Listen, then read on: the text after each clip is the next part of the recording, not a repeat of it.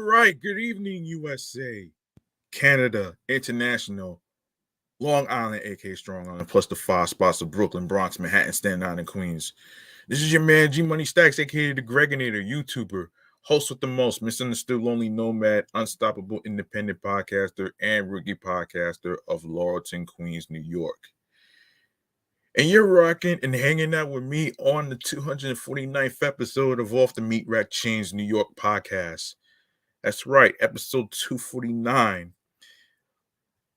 A space for comedy with wild, crazy, and fun topics in entertainment news, music news. Of course, you gotta include real life stuff, including mental health and transit and everything else in between. Um we're live and direct from YouTube, StreamYard, and of course, we are on Instagram Live. So go to the Instagram Live feed. Follow the page, actually, as a matter of fact. Follow the page on Instagram. Turn on your notifications so you can be able to know when I'm going to be on Instagram Live on not only on this page, but on separate podcast show pages. All right. And without further ado, let's get into the show right here. If you are new to the channel and you missed any new and previous episodes that already dropped already, don't worry, I got your back. First thing you need to do is go ahead and grab that subscribe button for me on the YouTube channel page of G Money Stacks 555, where you see all the New York episodes on there, and leave a like and a comment along with the episodes. And stay tuned for more of your content, upcoming episodes, previous episodes, and tap the noni bell so you could be reminded on when the show goes in the air via live stream, along with alerts with the day, date, and time. And of course, be sure you listen, stream, watch the episodes in case you miss anything, alongside with share the videos, share the episodes, and be sure you tell a friend to another friend, and I will handle the rest on where you can listen to the episodes at the end of the show. So, with up, so let me just remind y'all, if you like to make a charitable donation, you can go. You're more than welcome to do that. You're more than welcome to do that. Actually, you can you can you can you can donate to my Cash App, which is $ G Money Stacks 555. It's to support the show and to help it grow and everything else. And most importantly, it's not about being from a rich family. It's all about doing the best you can on whatever amount of money you decide that you are comfortable with and desire will be appreciated. And of course, you can rate. Go ahead and rate on Podchaser, Podfriend, and alongside with Spotify as well. And also, I should say this though. Another important thing here is to download the episodes. Download the episodes. That will really help a lot to grow this show. All right. And yes.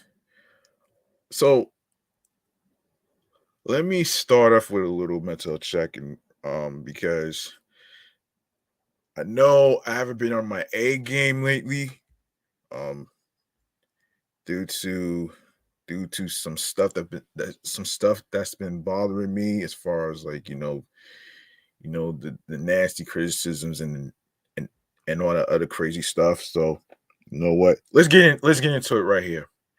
Mental health check-in. Here we go.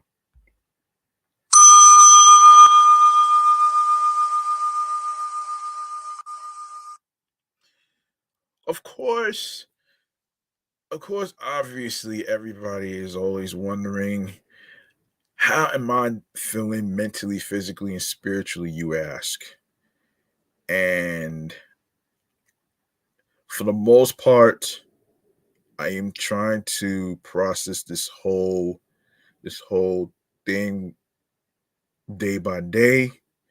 And mentally, I've been a little bit all over the place because of the whole cyberbullying thing and the criticisms and stuff like that. And I didn't really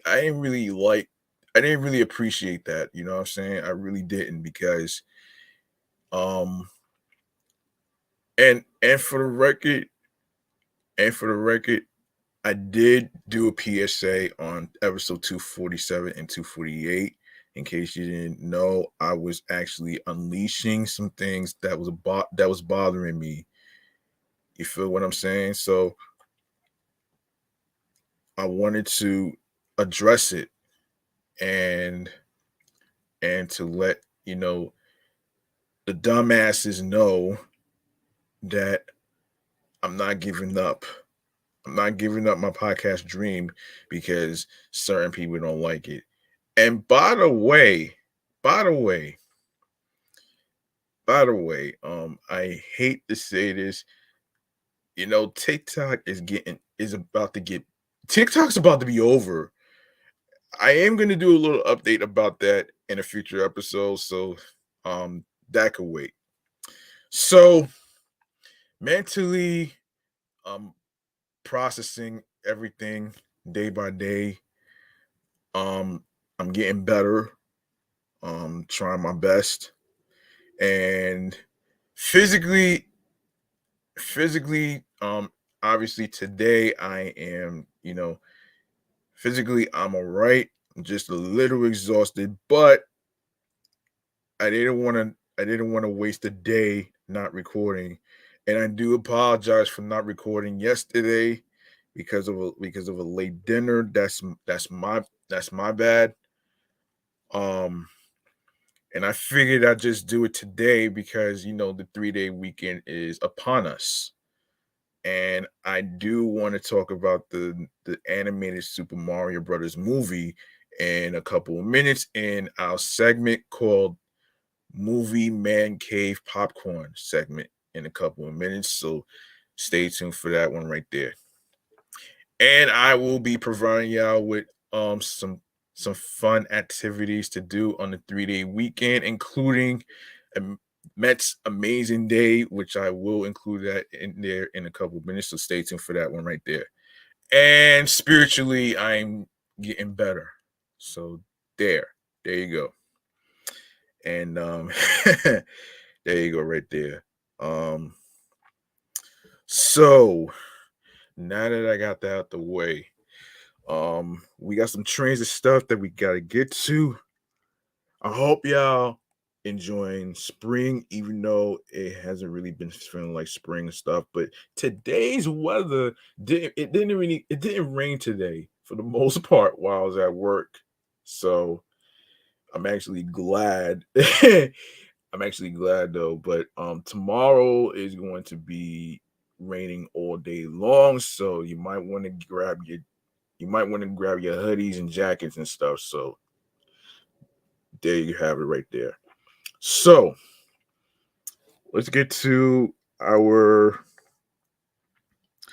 let's get to the New York Mass Transit files right here, man.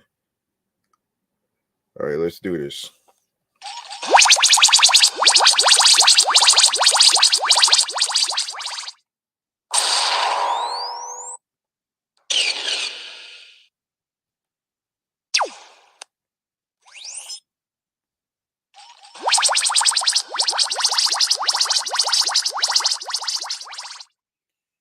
Okay.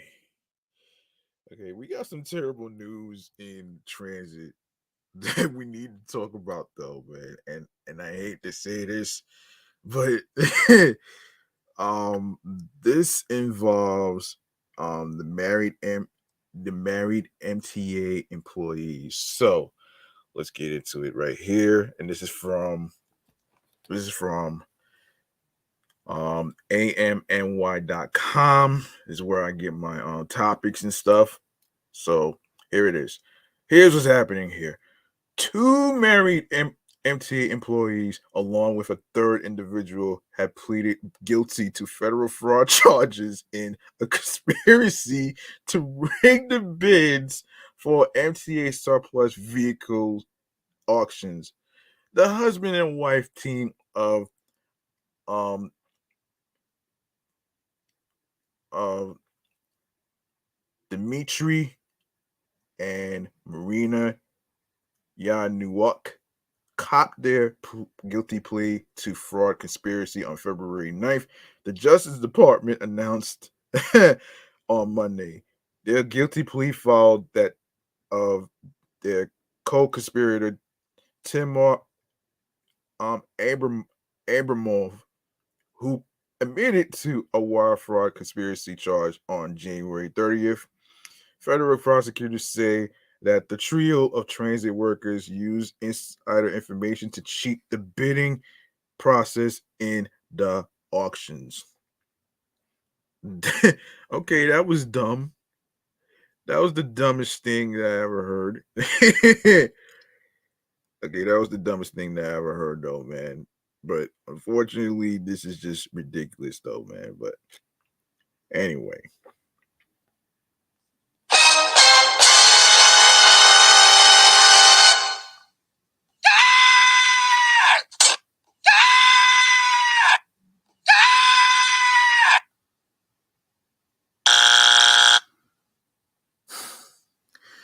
Okay, that was very, very, very stupid, though, man. That was pretty stupid. Why would you do this? There's more to the story. I will. There's more to the story. I will actually get to afterwards. Hold on one second. Let me get a sip of my tea real quick.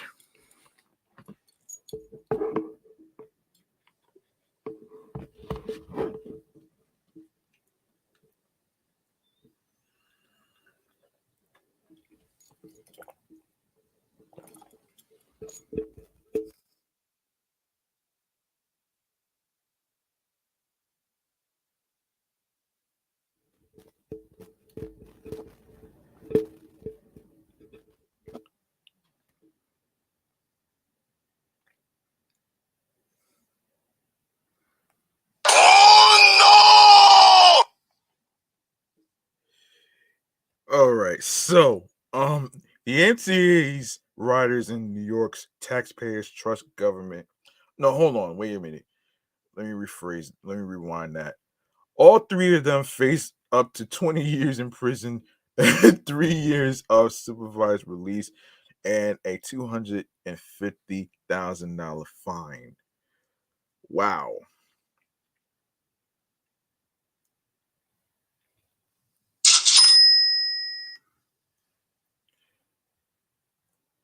The MCA's riders in New York's taxpayers trust government employees to put public service first, said Daniel Glad, director of the Justice Department's Procurement Collusion Strike Force, in a statement. End quote. When public servants abuse their positions, excuse me, hang on a second. That's not what I meant. When, yes, when public servants abuse their positions and cheat for personal gain, the Antitrust Division and its PCSF partners will hold them accountable. The MTA periodically holds public auctions to get rid of the old inventory it no longer needs. To ensure fairness in the process, all bids are supposed to be made blindly without knowledge of other bid amounts. Okay. So yes, so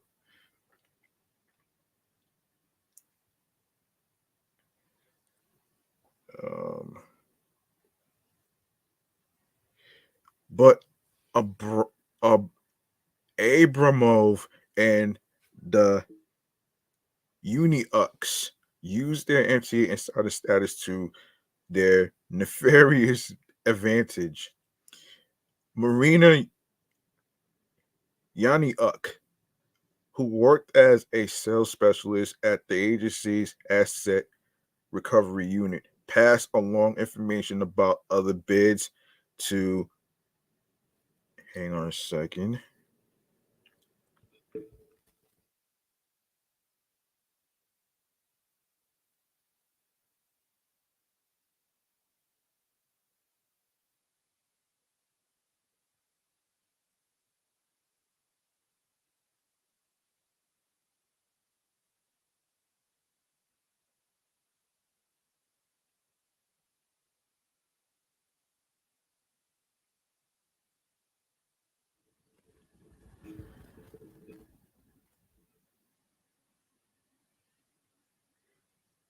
Yes, Marina Yaniuk, who worked as a sales specialist at the agency's asset recovery unit, passed along information about other bids to Abramov and her husband, obtained in the unit's shared email inbox. Abramov and Dmitry Yaniuk, who worked as car inspectors at the Coney Island Rail Yard, incorporated a shell company in New Jersey explicitly for bidding on the auctions. Per their modus op- operandi, they would scan the other bids and just before the 5 p.m. deadline, submit a bid slightly above the bid that would otherwise win. The trio operated the scam from November 2019 to February 2021, claiming victory in 5 public auctions for 43 MTA owned Toyota Camrys and paratransit vehicles. They paid a total of $187,000 for the goods and subsequently flipped them for a profit at other public auctions and on Facebook Marketplace. Oh boy. Okay, that was stupid. That was pretty stupid. You know what I'm saying? That was pretty stupid. But that was pretty stupid though.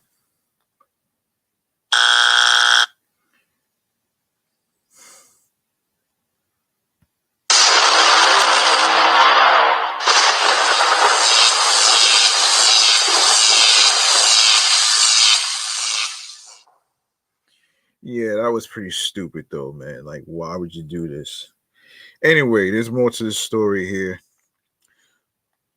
So the Fed's investigation was sparred by an earlier probe by the MTA Inspector General's Office, an independent watchdog agency overseeing the authority, abusing access to confidential MTA information to interfere with a fair and competitive process undermines the public trust in that process and unfairly reflects on tens of thousands of honest, hardworking MTA employees, said acting MTA IG Elizabeth Keating in a statement following Abramov's guilty plea.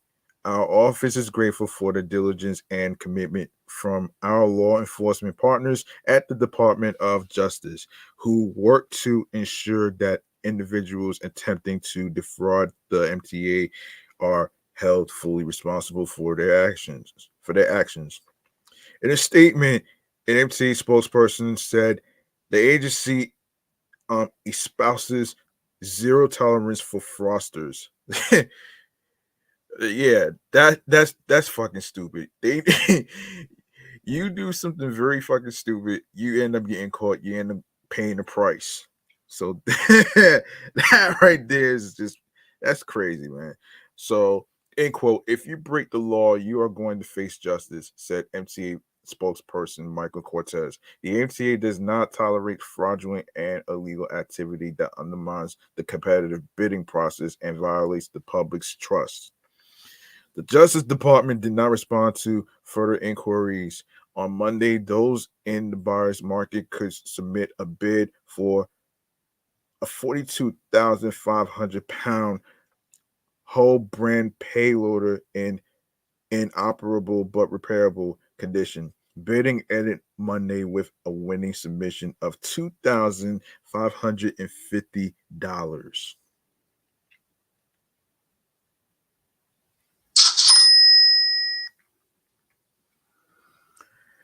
Okay, next, what we have here is LaGuardia Airtrain. Yes. So the Port Authority on Monday hammered the final nail in the coffin of the controversial proposal to build an air train to LaGuardia Airport. The move comes more than a year after Governor Kathy Hochul halted the plan, a pet project of her disgraced predecessor Andrew Cuomo, and commissioned a study for alternatives.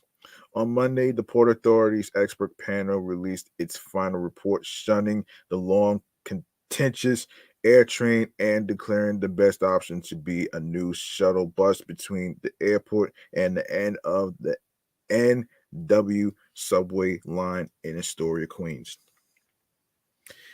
New Yorkers deserve world class transportation to world class airports, the governor said in a statement. Shortly after taking office, I asked the Port Authority to thoroughly examine mass transit solutions for LaGuardia Airport that would reduce car traffic and increase connectivity while meeting the demand of our customers. I am grateful to the expert panel, the the technical consultants, and the Port Authority for providing a clear, cost effective path forward with an emission free transit solution for customers. The panel said the best option is to expand bus service, including a new nonstop shuttle bus between the Astoria Ditmars Boulevard and in W's subway stop and the airport, with all electric running along dedicated bus lanes on 31st Street and 19th Avenue. The Port Authority also advanced a proposal to improve the Metropolitan Transportation Authority's free Q70 bus to LaGuardia Airport with transit signal priority in Jackson Heights and Woodside, and a dedicated bus lane along the Brooklyn Queens Expressway, which is what BQE stands for. Shoulder between Northern and Astoria Boulevards. The MTA looks forward to continuing to work with the Port Authority as it rolls out its new direct airport shuttle service, improving connections to LaGuardia Airport, said MTA Chief of External Relations John McCarthy. Not to be confused with Paul McCarthy, no relations to that. Anyway, we also look forward to working cooperatively on the panel's recommendations regarding improvements to the Q70 bus service to LaGuardia from Woodside and Jackson Heights. Port Authority spokesperson Tom Topoussis said that the bi-state agency plans to fund and run the shuttle bus instead of the MTA. A decision has not been made as to whether the shuttle will be free like the Q70, he said. Cuomo had long advocated for the LaGuardia Airtrain proposal, which would have run between the airport and the 7 train at Willard's Point, and it got full approval from the Federal Aviation Administration in July 2021. But the plan, often referred to as Cuomo's pet project, was controversial from the start. For one, it was an odd route between Manhattan and LaGuardia, since riders would have had to go out to Willard's Point vis-a-vis a connection to the 7 train and then back toward the airport. The project's cost had also ballooned more than 5 times the initial $450 million projection, ultimately carrying a $2.4 billion price tag. And the air train itself, which has served Kennedy Airport for 2 decades, is also controversial, costing riders a cool 8.25 dollars, 3 times a subway fare. Ooh.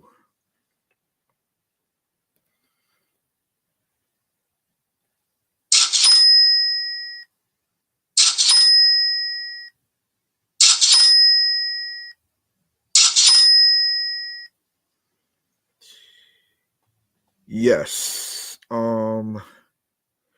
Environmental groups also objected, ultimately suing the FAA and Port Authority, arguing the proposal would cost Queens residents precious parkland. Local community groups also objected, worried about the impact on property values. Oh boy. After Cuomo resigned amid a sexual harassment scandal and Hochul took the state's reins, she moved to abandon the politically toxic project and commissioned the expert panels to come up with other suggestions. The experts, namely former City Transportation Commissioner Jeanette Sadiq Khan, former Transport for London Commissioner Mike Brown, and Denver International Airport CEO Philip Washington, who is currently President Joe Biden's nominee to head the FAA, wrote in a statement that the bus improvements can be expected within the next 5 years. The Port Authority forecasts that the improved bus service would serve up to 5 million riders annually and cost about $500 million to implement versus up to $6.2 billion for an air train. Wow.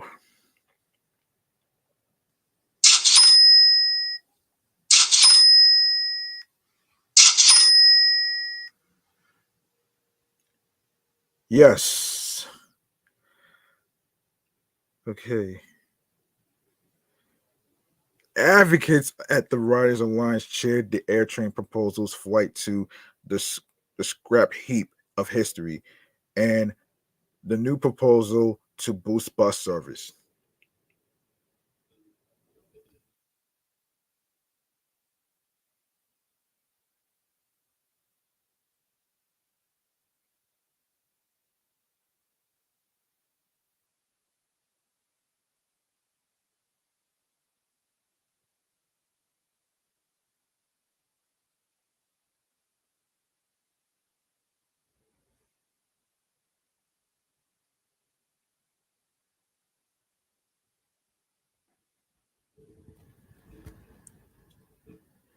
It's so refreshing to see the government leaders admit a mistake and change course before it's too late, said Riders Alliance spokesperson Danny Pearlstein. The backwards boondoggle air train belongs just where it landed, on the scrap heap of history. Much better bus service is the right answer, both for Queens riders and the travelers who pass through their neighborhoods on the way to the airport. In the bigger picture, though, all experts agree that the ideal option be extending the N and W trains from Astoria to LaGuardia, the New York region's only major airport without a rail connection, but they said that cost and engineering concerns rendered that option unfeasible. FAA regulations prohibit above ground structures in the flight path near airport runways. So while the N and W line is above ground in Queens, in above ground subway extension was out of the cards since it would conflict with runway 4 at LaGuardia Airport, tunneling for An underground extension was another option, but proved too costly and challenging from an engineering perspective.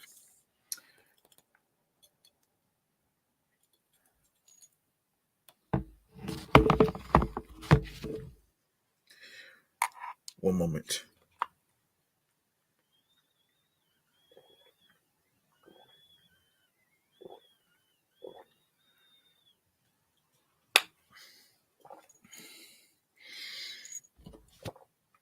Okay.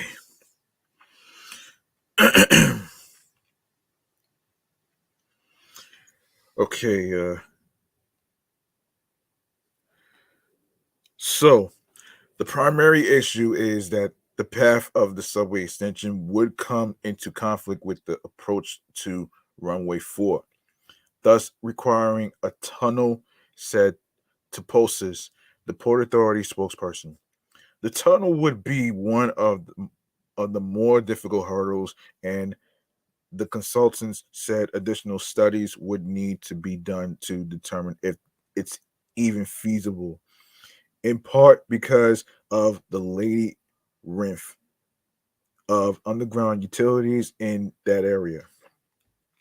The study notes that any subway extension proposals would cost at minimum $5.4 billion and take at least 12 years to construct.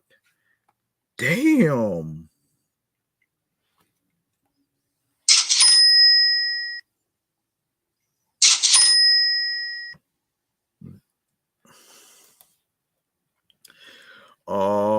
Okay, so it's all being okay, so still, Queensborough President Donovan Richards, while praising the Airtrain's demise, said further study is still warranted on proposals like a ferry route and bus rapid transit, where buses have exclusive right of way, as well as a subway extension. Even though the Port Authority shot all those down in the report. In light of this decision,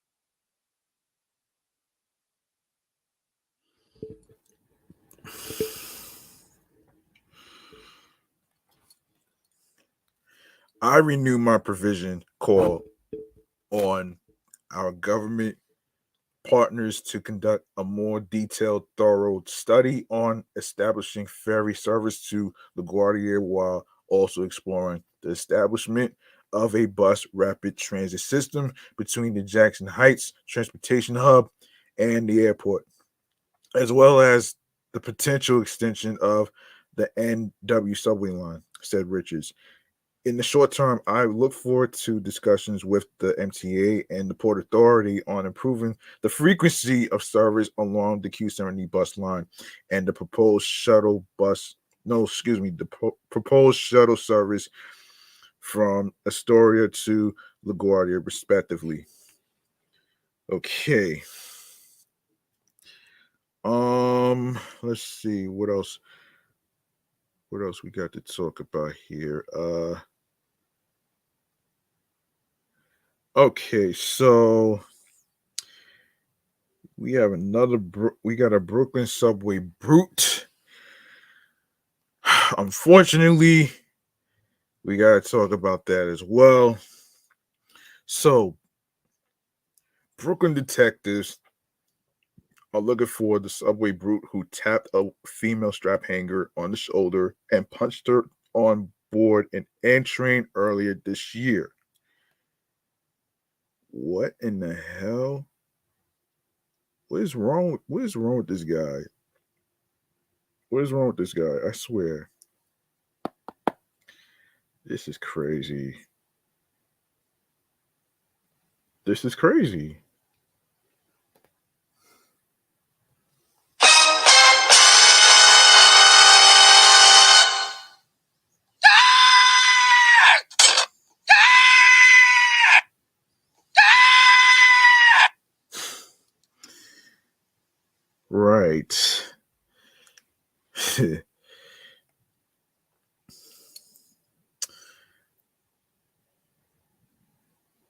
How ridiculous? How ridiculous can it be?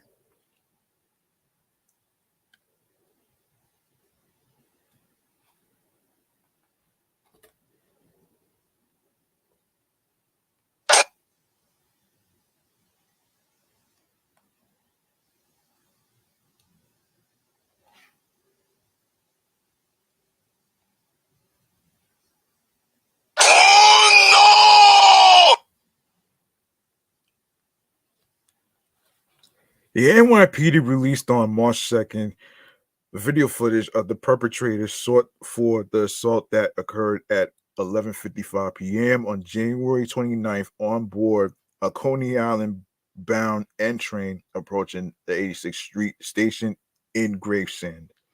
According to law enforcement sources, the assailant approached the 40-year-old woman and began repeatedly tapping her on the shoulder.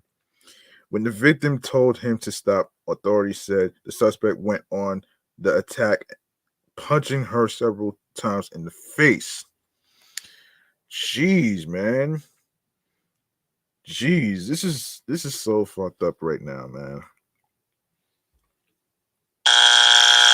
Really, really, really fucked up though, man. And I'm not even gonna hold you. This is just beyond crazy. you know, something. I would have ran for the fucking hills, man. I would have ran for the hills, man. If I knew there was a creepazoid on the subway train doing some harmful shit, oh, I'm not staying. I am not staying. I'm not staying with that shit, man. No way. Not staying, man.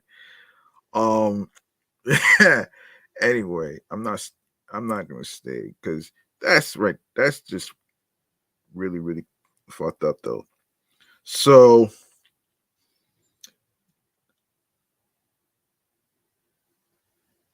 police said he then disembarked the N train at the 86th Street station, then fled out of the stop in an unknown direction. Ooh. The incident was reported to the 61st precinct and NYPD Transit District 34. Law enforcement sources said the victim was treated at the scene for a facial laceration and swelling to her jaw. The video shows the suspect walking towards the turnstile at the station.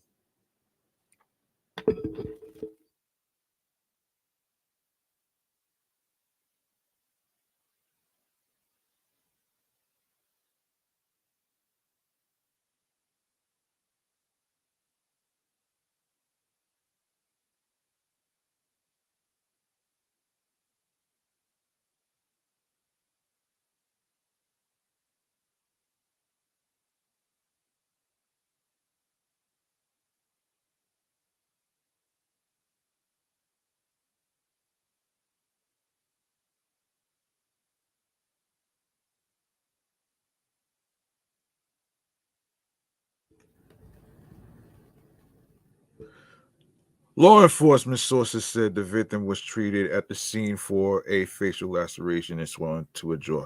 The video shows the suspect walking toward the turnstile at the station. He's pictured wearing a black jacket and hooded sweatshirt as well as a gray ski mask and gray pants. He also appears to be carrying a fancy pack slung over his left shoulder.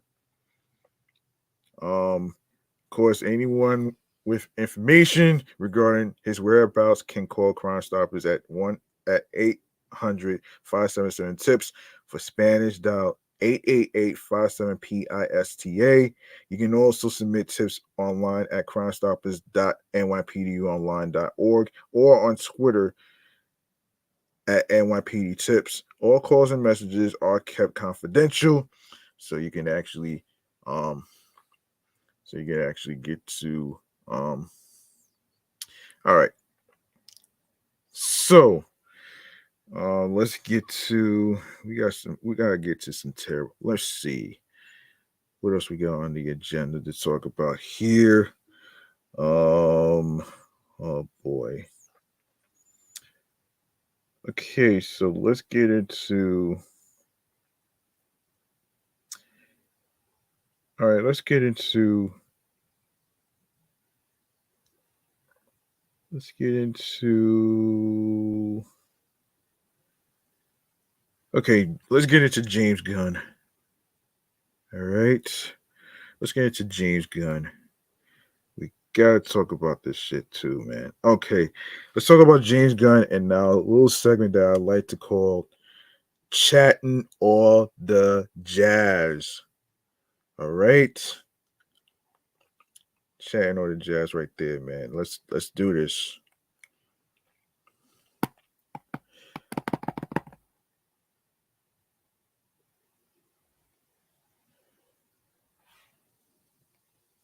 That's not what I was looking for.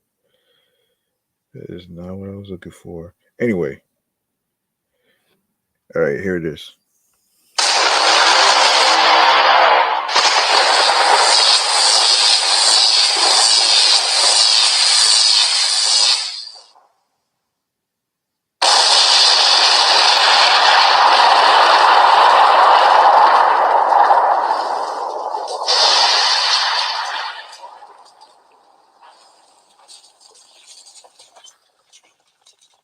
All right. So our first topic has to do with James Gunn, which we would get to here.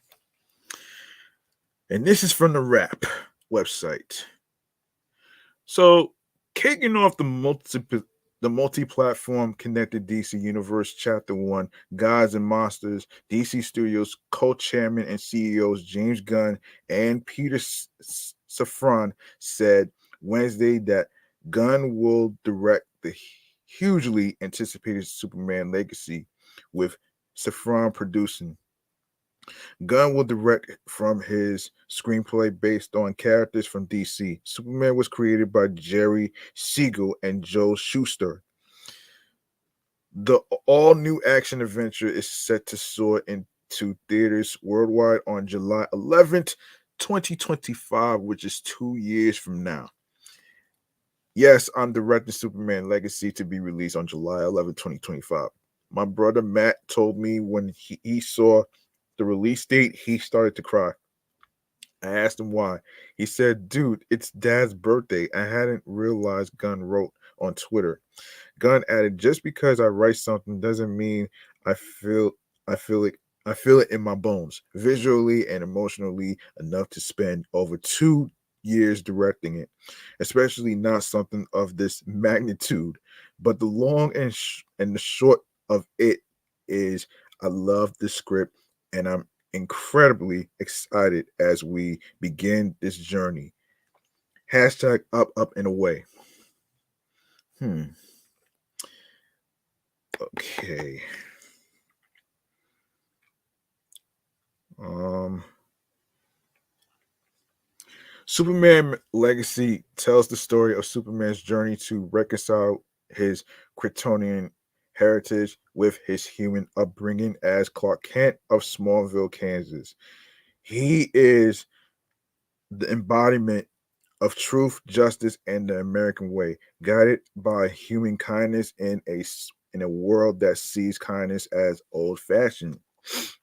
Superman Legacy is the trailblazing first title in a dynamic slate of films, with writer director Matt Reeves' The Batman Part 2 hitting theaters on October 3rd, 2025.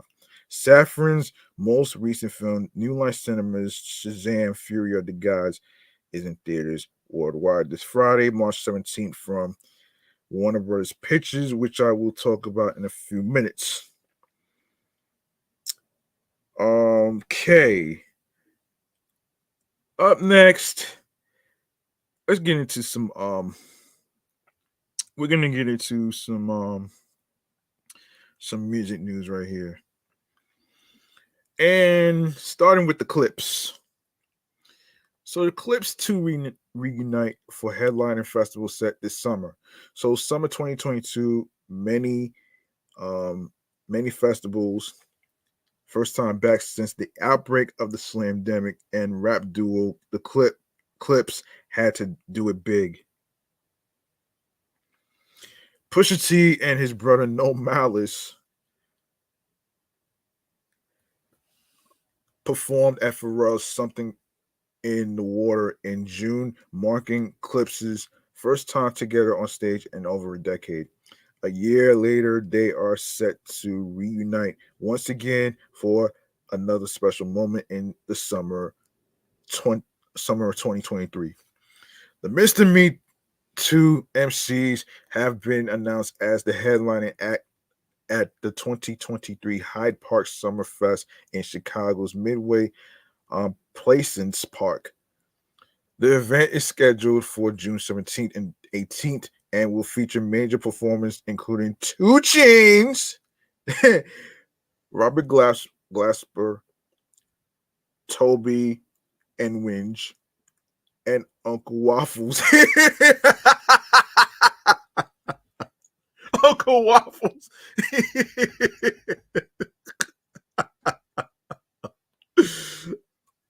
Oh my gosh. Uncle Waffles. I can't believe this shit. I cannot believe this shit though. Oh wow. Oh my goodness. The things that people do for strange the things people do to come up with nicknames like that though. Oh my gosh. Okay, that's funnier than somebody named Cat Daddy.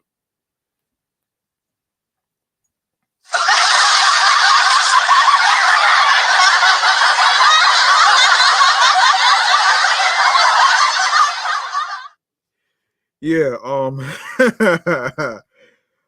man, let me see. Yeah, so it will also celebrate hip hop's 50th birthday with a medley performance by Chicago natives like Vic Mensa, Twister, Shauna, Do or Die, Crucial Conflict, and more to be announced. Pusha T and No Malice linked up twice in 2022 to perform some of Clipse's greatest hits. They followed up Something in the Water with a surprise appearance at the 2022 BET Hip Hop Awards in September, showcasing their smash hit Grindin'. The 2023 Summerfest slot will be their first full set since 2010. Um,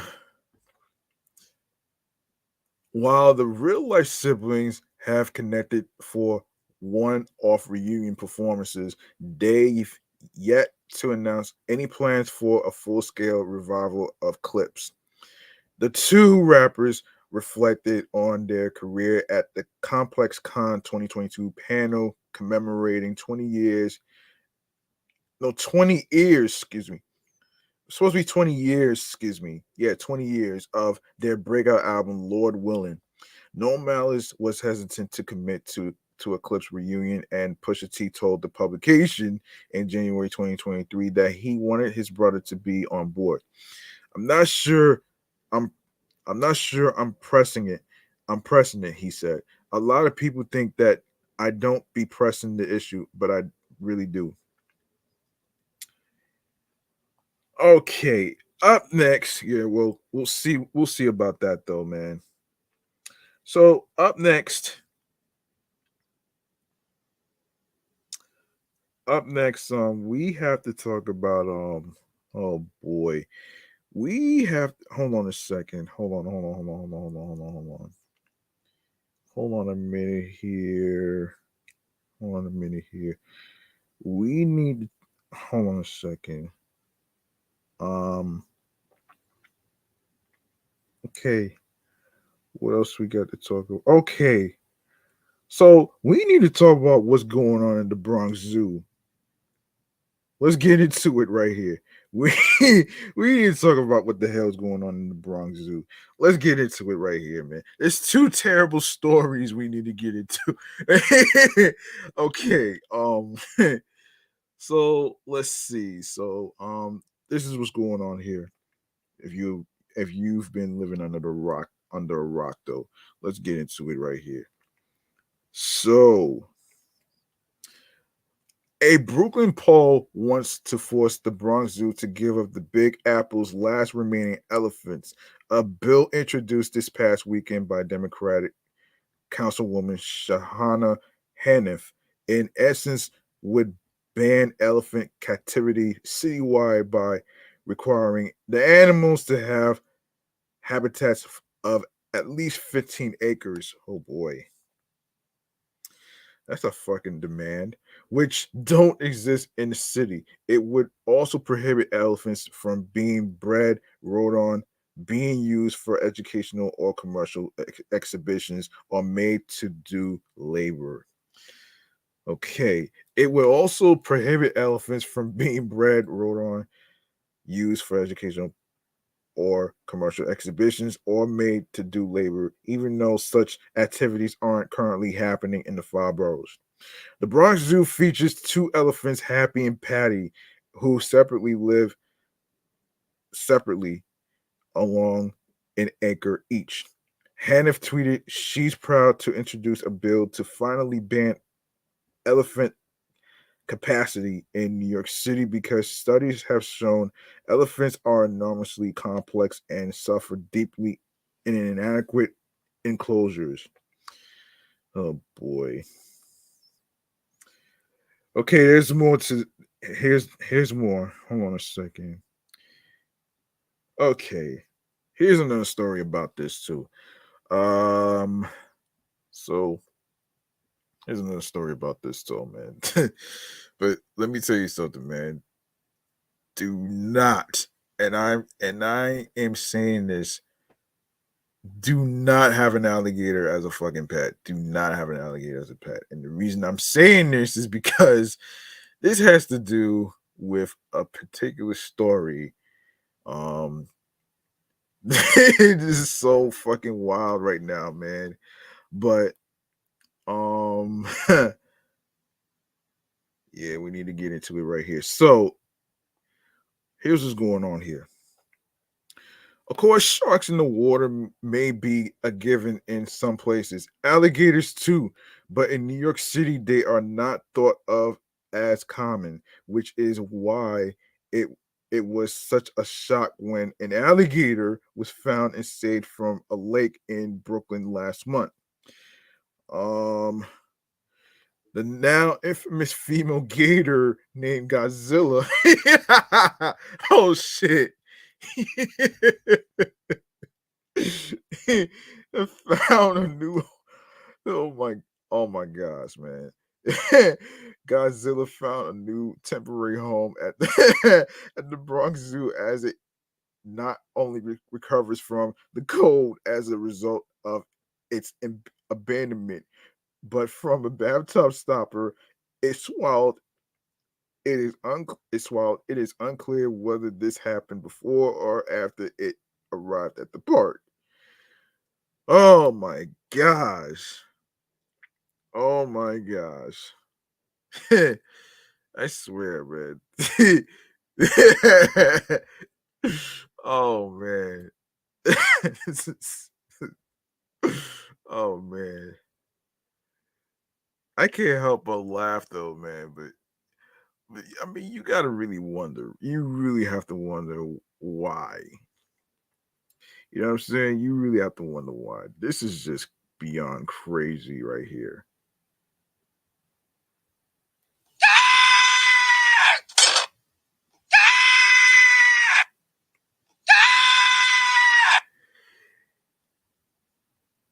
Yes.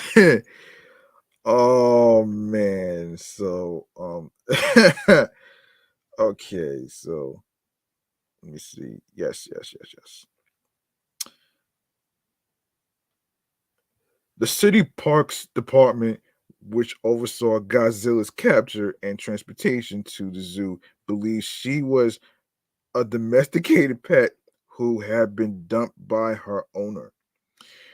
Nearly 5 feet long, the alligator found in the lake at Prospect Park, which is in Brooklyn, on February 19th was extremely underweight, weighed a mere 15 pounds when an alligator of this size should typically weigh between 30 to 35 pounds, officials with the Bronx Zoo said.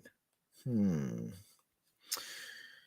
Well, that's crazy, man. But anyway, yes. Yeah. So zoo officials said that radiographs of the alligator indicated that she is between 5 and 6 years of age. Damn. This is not the first alligator in the city to be salvaged from abandonment. As it turns out, according to the New York Times, the city rescues several alligators a year. Oddly enough, many of the rescued gators not native to the area have also been left by owners who no longer have interest in taking care of them once they've grown large enough. The Parks Department also suspects that was the case with Godzilla, likely adopted as a baby and abandoned once the owner was overwhelmed by the animal's growth. Godzilla is the sixth city gator cared for by animal care centers in just the past 5 years, a spokesperson for the shelter group said. Odd stray animals are a more common occurrence in the city than many might expect. The New Yorker reported a slew of strange pets New Yorkers keep in their homes, from peacocks and snakes, which I would not recommend this shit though. Do not have a snake as a pet. And same way you don't want to have a gator as a damn pet though. That's a that would be crazy though. Yeah. So yeah, from peacocks and snakes to birds from the Amazon and water dragons. Oh my, what the wait, water dragons? Oh wow. Hold on a second. For those of you who may not know, I'll fill you in what the hell is a fucking water dragon. Oh gosh. What the hell? Wait a minute here. What is a water dragon? And no, we're not talking about the dragon from Game of Thrones and spin-off and the Dungeons and Dragons movie that's coming up in about next week. So oh my gosh. Chinese shit. Wait a minute here. So wow. So the Chinese water dragon is a species of agamid lizard native of China. No, to China rather, and mainland Southeast Asia. It is also known as the Asian water dragon, Thai water dragon, and green water dragon. The genus name is the Greek for inflated jaw. Oh wow. Oh wow. I don't know what's so special. Yeah. What's so special about a water dragon? Asian water dragons are bright green lizards found in Thailand, Vietnam, Cambodia, Laos, Burma, and southern China. They are adept climbers and strong swimmers. If necessary, they can remain submerged for up to 25 minutes. All right, so this is well, wait. Okay, why wait, hold on. Is a water dragon a good pet? Chinese water dragons are among one of the friendliest lizards out there, friendlier even than iguanas. They enjoy being handled and actually require regular handling to prevent them from becoming aggressive. I don't know, man. I don't know about that. I don't know if I can't even imagine. I cannot imagine this shit though. But okay. As it as its name suggests, the Australian water dragon is associated with water and is semi-aquatic. It can be found near creeks, rivers, lakes, and other water bodies that have basking sites such as overhanging branches or rocks in open or filtered sun. Okay, so that's your breakdown on what a water dragon is. So let's continue where we left off here. Um, let's continue where we left off here on the story. Let's see. Uh, yes, yes. Yes, water dragons. Okay, so and 311 has a channel on their hotline for those who would like to report exotic, wild, or illegal animals. ACC spokesperson Kathy Hansen said a total of 5,900 illegal pets in New York have come into ACC's care in the past 5 years, one way or another.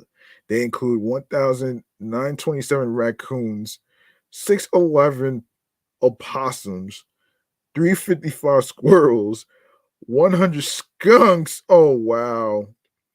24 deer, 24 deers, three monkeys, a cow, and a wallaby named Howie, among others.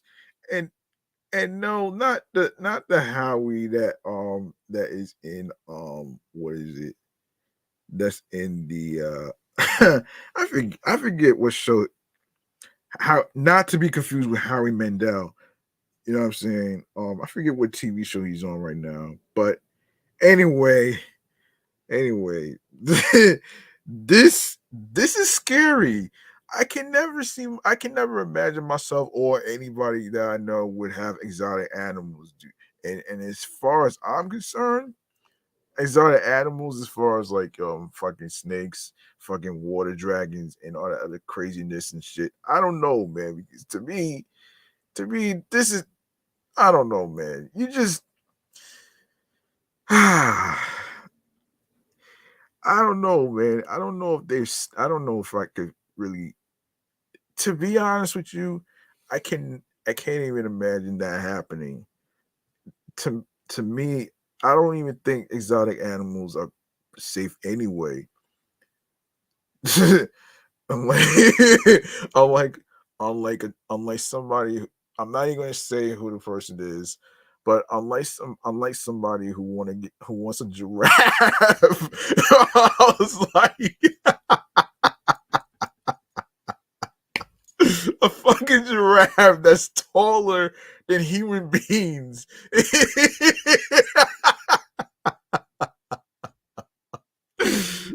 Oh my gosh.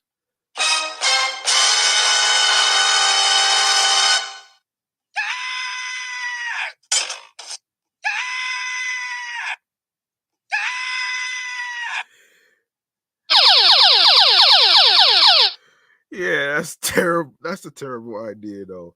But anyway, the Bronx Zoo has also been known to take in some of these strays every now and again, assisting in the aid of abandoned creatures. Back in 2021, with the help of the Humane Society of the United States, New York State Department of Environmental Conservation, and the New York City Police Department, the Bronx Zoo helped remove an 80-pound cougar that was just under 1 year old from an apartment in the Bronx. What in the hell? What were you thinking? What were you thinking? What the hell were you thinking, though, man? I don't know, man. I don't know about you, but once you have, exotic, dangerous animals as pets and stuff, it's gonna bite you in the ass.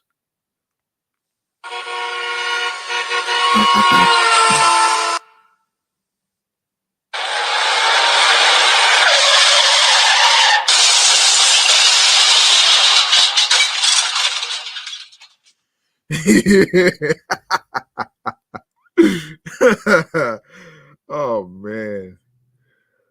Oh my goodness. This is just okay. So a damn cougar. Why the hell would you have a cougar as a damn pet?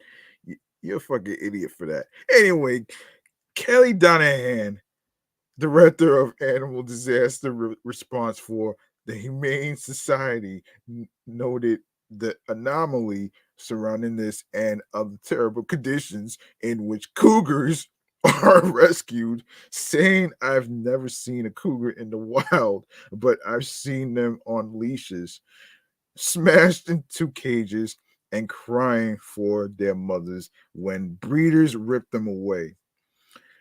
The Bronx Zoo cared for this cougar for a weekend before transferring it to Turpentine Creek Sanctuary in Arkansas, where she remains to this day. As Bronx Zoo director Jim Breheny emphasized at the time, these animals often end up in very bad situations, kept by private individuals who don't have the resources, facilities, knowledge, or expertise to provide for the animal's most basic needs.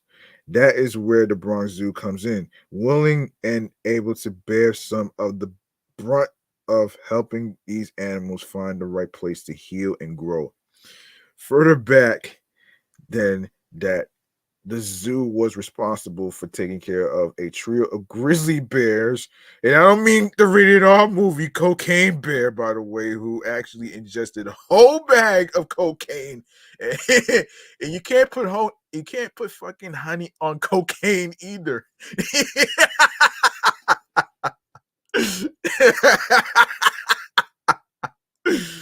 Oh shit. Oh man. Anyway. Oh man. That's fucking funny, man. That's fucking funny though. I can't help it.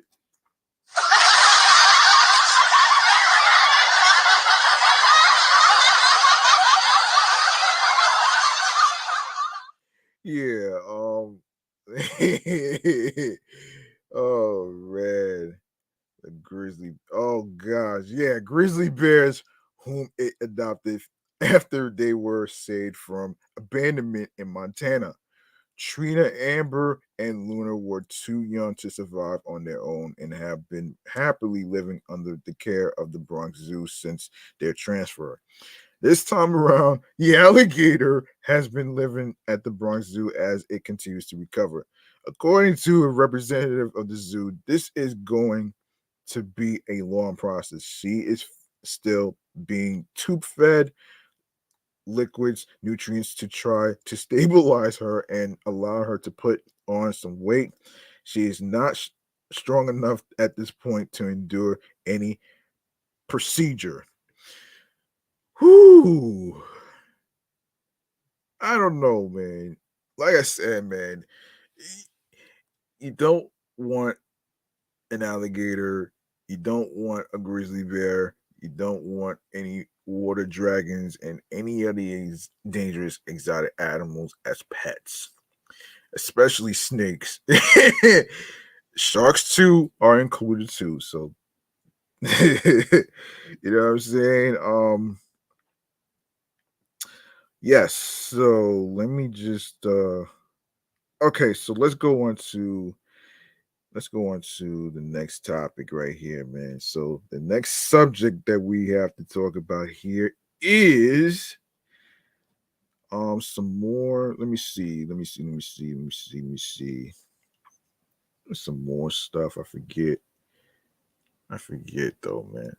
Yeah. Anyway, let's see. Um he's launch wait.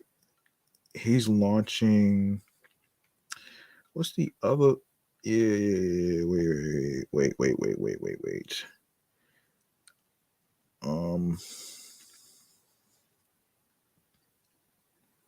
Okay, we will.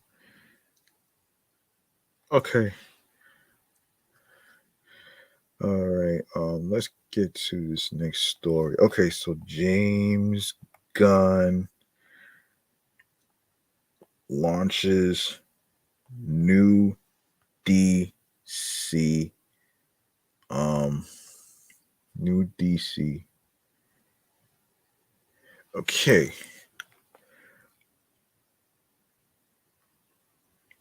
Um, let's see. Um, wait. He's launching. Wait. He said he was launching the. Okay. Here it is. All right, so DC Studios topics that James Gunn gave fans an exciting update teasing more to come in the DCU's upcoming Chapter 1, Gods and Monsters. In late January, Gunn officially announced nearly a dozen projects that will make up the new Chapter 1.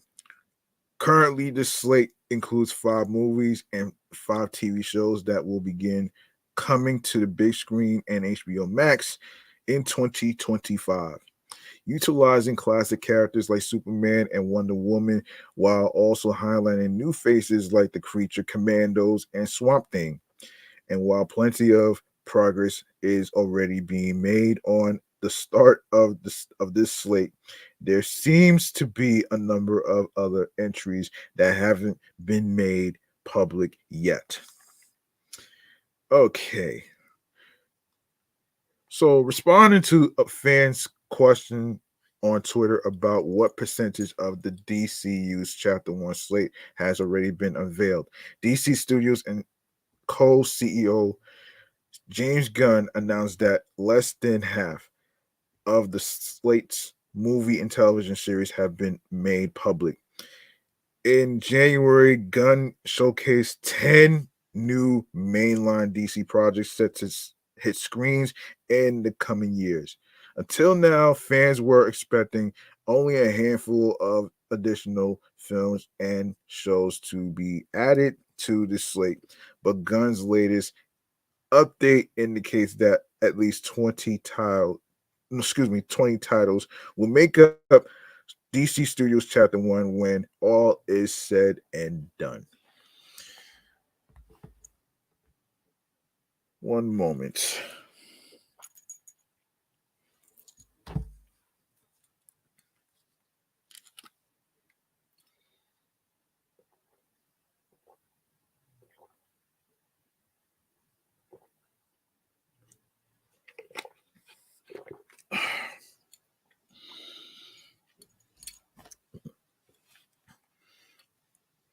Okay, where was I? Where was I? Okay, okay. Discussing his plans for the DCU in an interview shortly after his Chapter 1 announcement, Gunn teased the idea of being a world where superheroes exist and have been around for some time.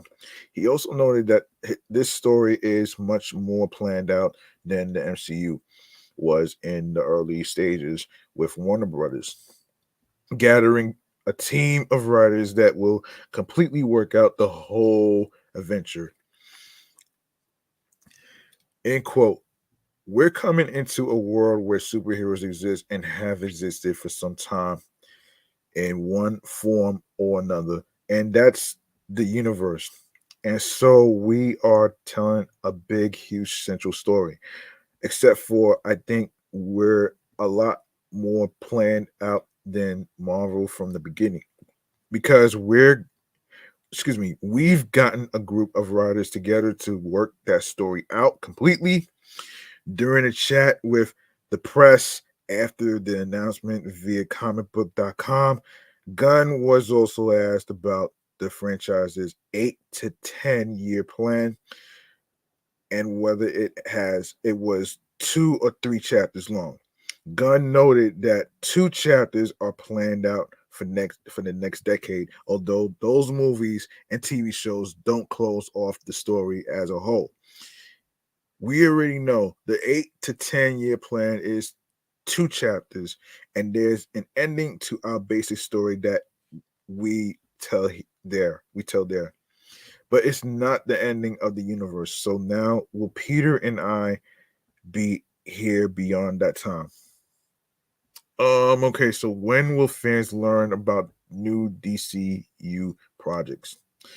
While there is already plenty of excitement building for what's been announced in chapter 1, it's thrilling to hear that the slate isn't even close to complete based on what's been revealed.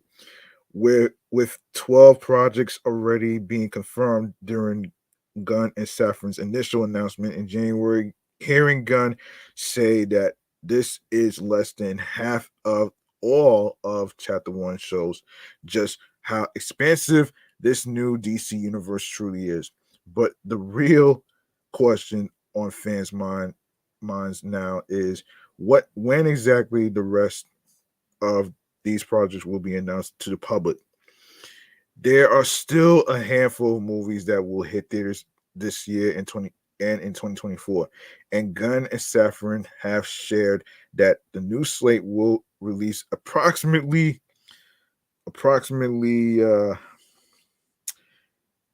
hold on a second.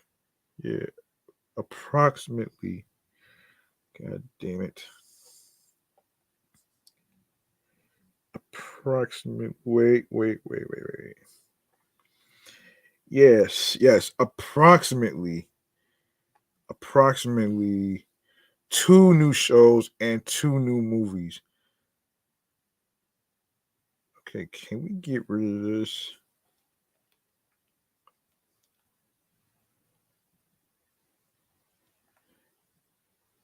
Okay, can we get rid of this?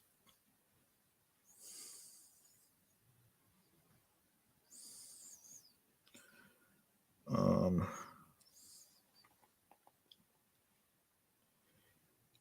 hold on a minute.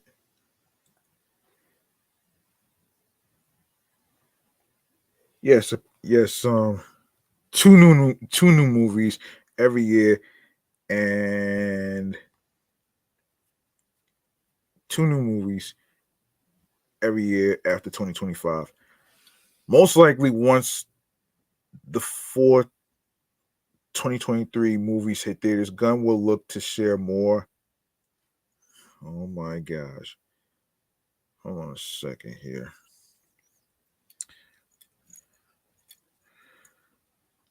Okay. Yes, looking forward to. Hold on a second. Yes, Gunn will look forward to share more about his own slate as it gets closer to officially making its way out into the world. And considering how Gunn teased that less than half of his slate has been announced, meaning that there are upwards of 20 new projects that make up all of Chapter 1. The DC Studios co-CEO will be fully diving into this slate once his work. Hold on a second. Wait. Yeah, once his work. Hang on a second here. No. Hold on.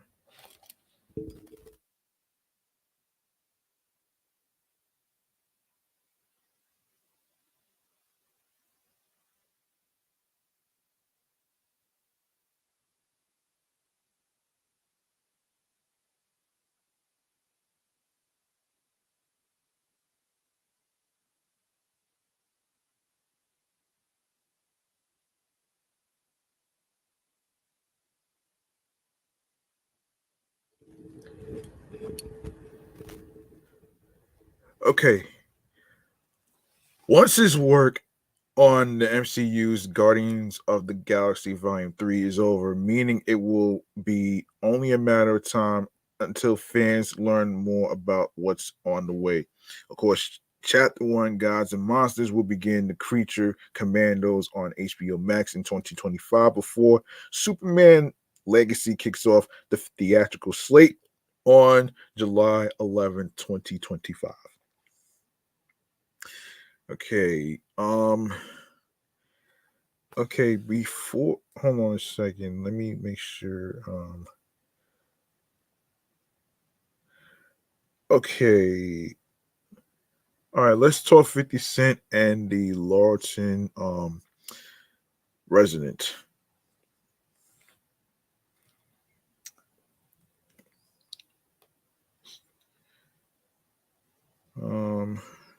Laurelton.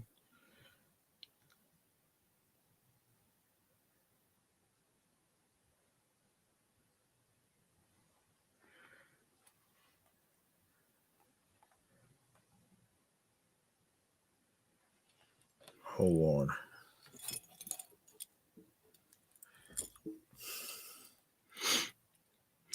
Okay, so now I didn't even know 50 Cent had a drink of his own. I did not know that. So let's get into it. So 50 Cent's champagne.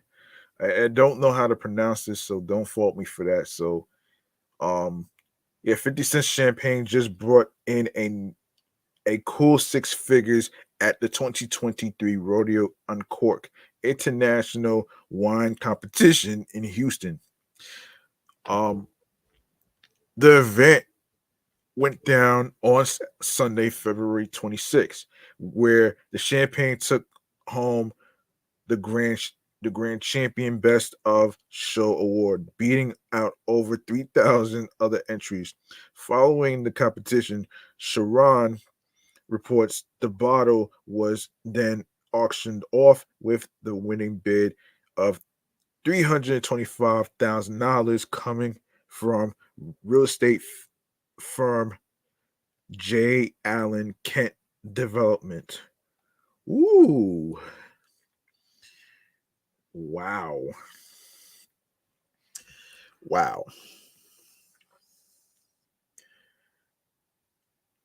And I mean, wow, that right there is just beyond interesting. That's interesting right there. Um, yeah, that's interesting right there.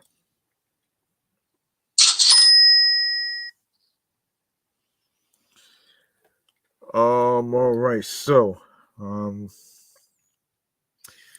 okay, let's continue.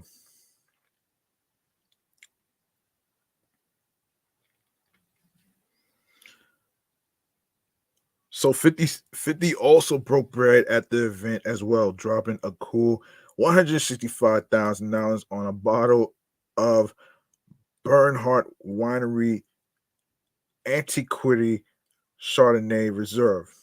Ooh, you think you know money until you make it to the rodeo in Houston.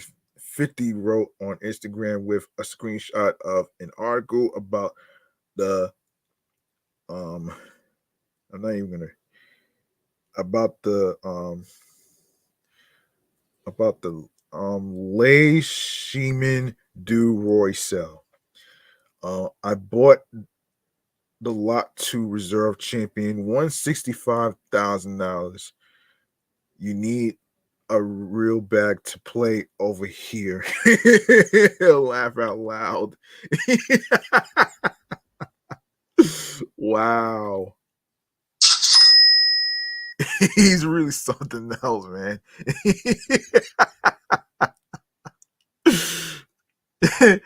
I can't tell if he's really stunting or he's just being hilarious.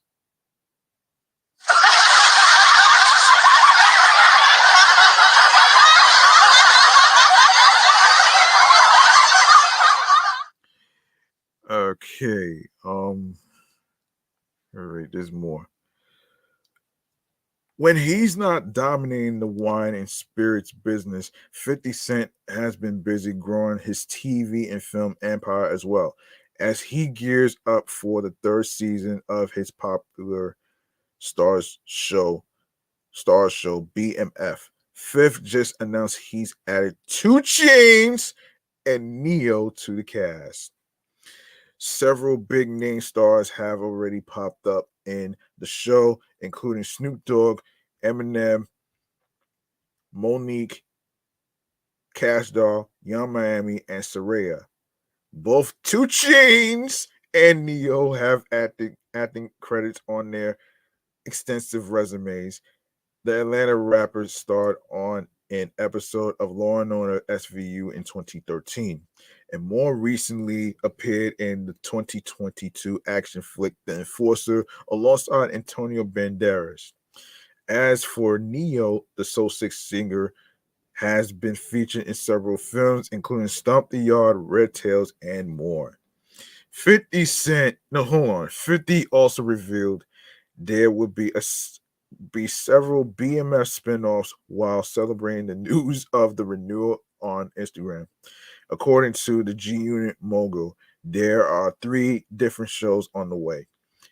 MF is on fire season 3. Here we go. He wrote spinoffs on the way. BMF Immortals 1, 2, and 3. Boom. GLG Green Light Gang. I don't miss. Deadline previously reported about the forthcoming spinoffs at the top of 2023. The first appears to be titled BMF Immortal, but the idea's production is just in its beginning phases. All right. That's pretty dope, man. That's pretty dope. That's pretty dope right there, man. Let's make some noise. I want to make some noise, man, to 50 Cent and his endeavors to not only have his own champagne, but also renewed the best TV show BMF for a 3rd season and everything else in between, including future spinoffs. You know, you have to stick around and find out, and remains to be seen. So let's make some noise for 50 Cent and his success.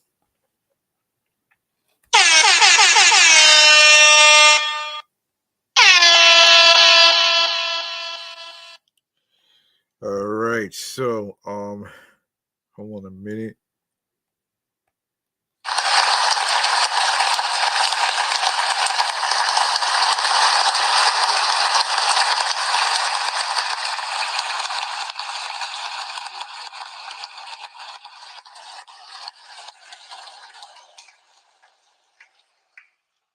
All right, moving on to another topic involving a Laurelton resident. Yes, that's the area that I am representing and born and raised and stuff. So here's what's going on here. Naomi Nick Naomi Nicolu, a 16-year-old Laurelton resident who aspires to work in the fashion industry, landed big her first big project collaborating with Knicks basketball star Emmanuel Quickly to design a special Knicks inspired sneaker for charity. Quickly wore the custom Nike Air Force Ones to the annual Knicks Kicks and Cocktails fundraising event held in February. The sneaker, which was autographed by Quickly, was auctioned for a final bid of $1,800 and will benefit the Garden of Dreams Foundation, a nonprofit organization that works with MSG Entertainment and MSG Sports to bring life-changing opportunities to young people in need. That's pretty dope, man. That's dope. Yeah, that's pretty dope though, man. I gotta say, that's pretty dope, man. And that's actually an excellent idea. Yeah, that's an excellent idea though, man. So yeah, that's an excellent idea. Yeah.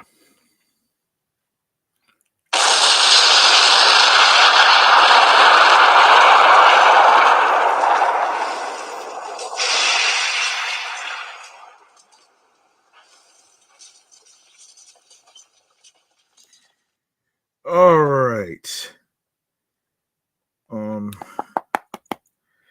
Okay, the Knicks team and alumni attended the event, and guests had the opportunity. Hang on a second here. Hang on.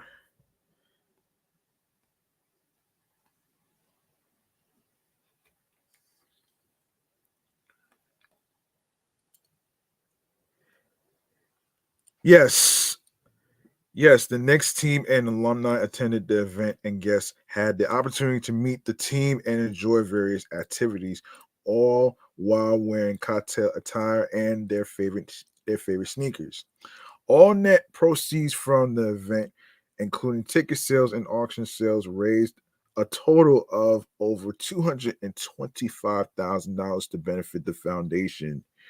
Wow. Wow.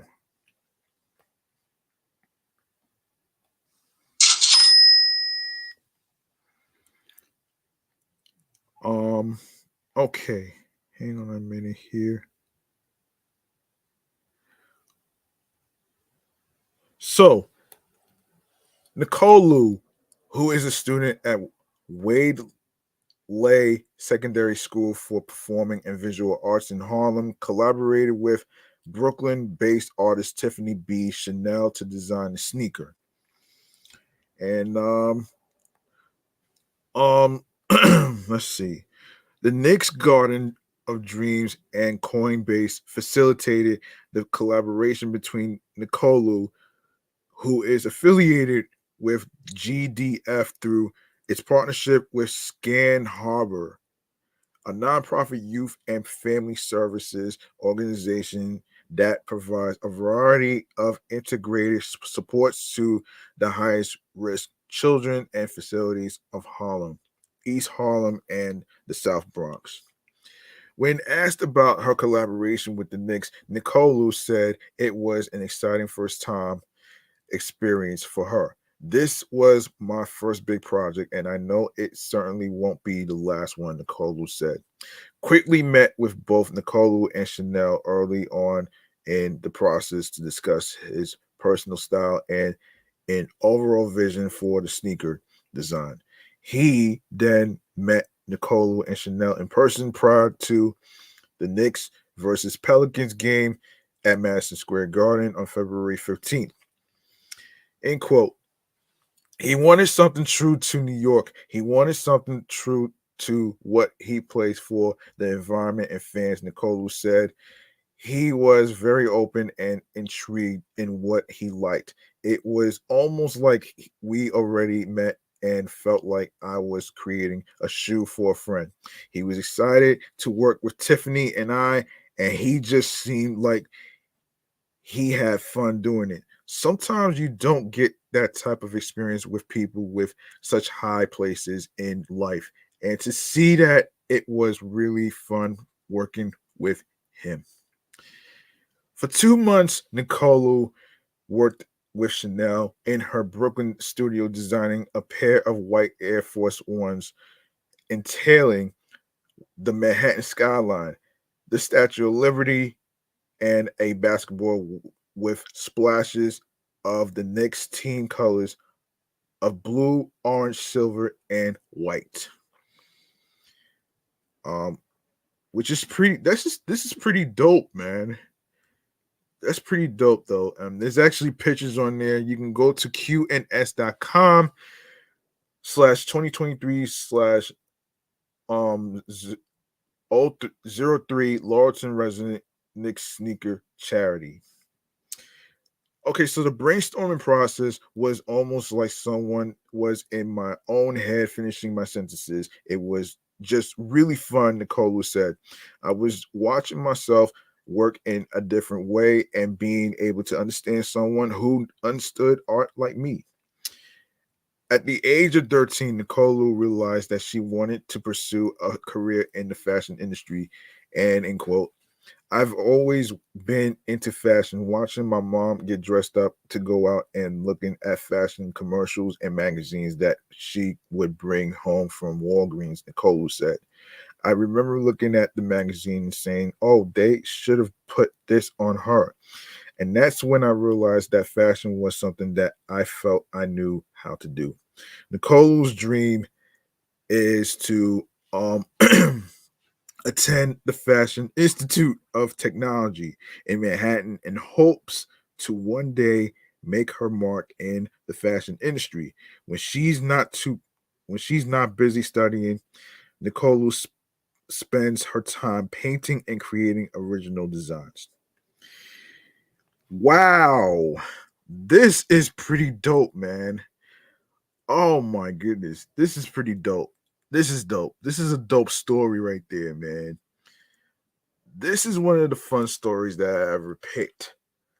So we are going to make some noise for the Laurelton resident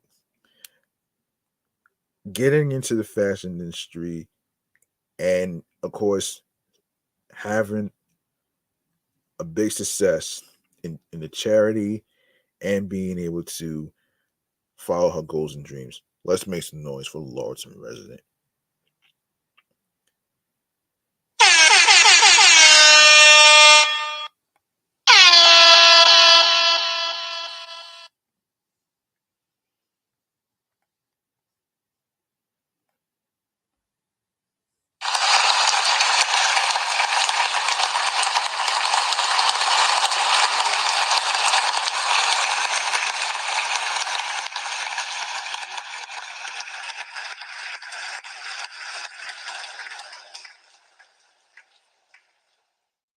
All right. Finally we got that out the way. All right. So all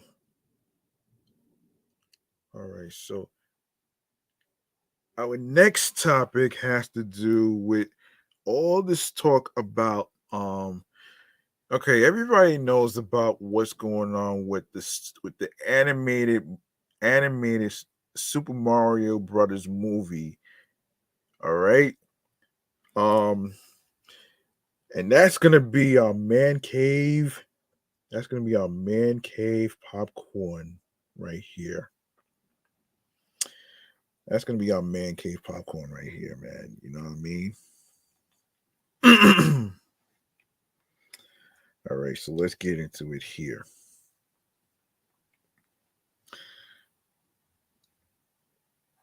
Okay.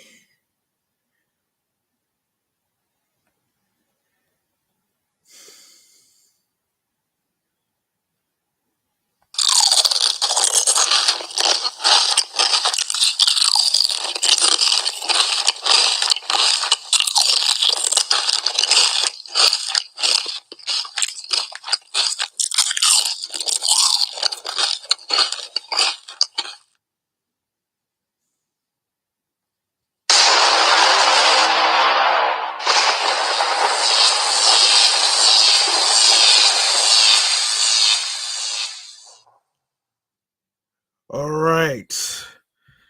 So, in case anybody doesn't know, the name of the episode of 249 is animation of the Super Mario Brothers movie. We got so much to talk about here, man. And of course, there's some stuff going on. I'm not gonna yeah, let's talk about the let's talk about the we gotta talk about the cast, man. First, let's talk about the cast, then we'll get to Chris Pratt and everything else in between. Okay, let's take a look. All right. Okay. So this is according to Screen Rant. Um, here's what's happening here. Here are the most important Super Mario movie updates for those anticipating the big budget CGI feature length adventure. First announced in 2018, the Super Mario Brothers movie is a collaboration between Nintendo Illumination and Universal. Mario and his brother Luigi have been long been staples of the video games. Yeah, for all you at home who are video gamers out there that know about Super Mario Brothers, this one's for you. Mario and his brother Luigi. Yeah, I already read that part. So this is created by Shigeru Miyamoto. Mario debuted in 1981's Donkey Kong before starring in 1983's Mario Brothers. The Super Mario franchise is now a worldwide phenomenon thanks to games such as Mario Kart and Super Mario Brothers. A live action Super Mario movie released in 1993 that starred Bob Hopkins. Hang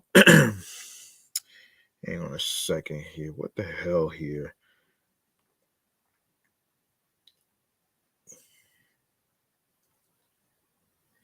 Yes, Bob Hopkins as Mario, but was famously a critical and box office flop. Directed by Aaron Horvath and Michael Jelenic. From a screenplay by Matthew Fogel, the new Super Mario movie will star Chris Pratt, best known as Star-Lord in the Marvel Cinematic Universe's Guardians of the Galaxy and the TV series Parks and Recreation, voicing the titular character. When the news broke, there was some backlash regarding Pratt's casting, while others were in support of it or were only interested in making fun memes about the news.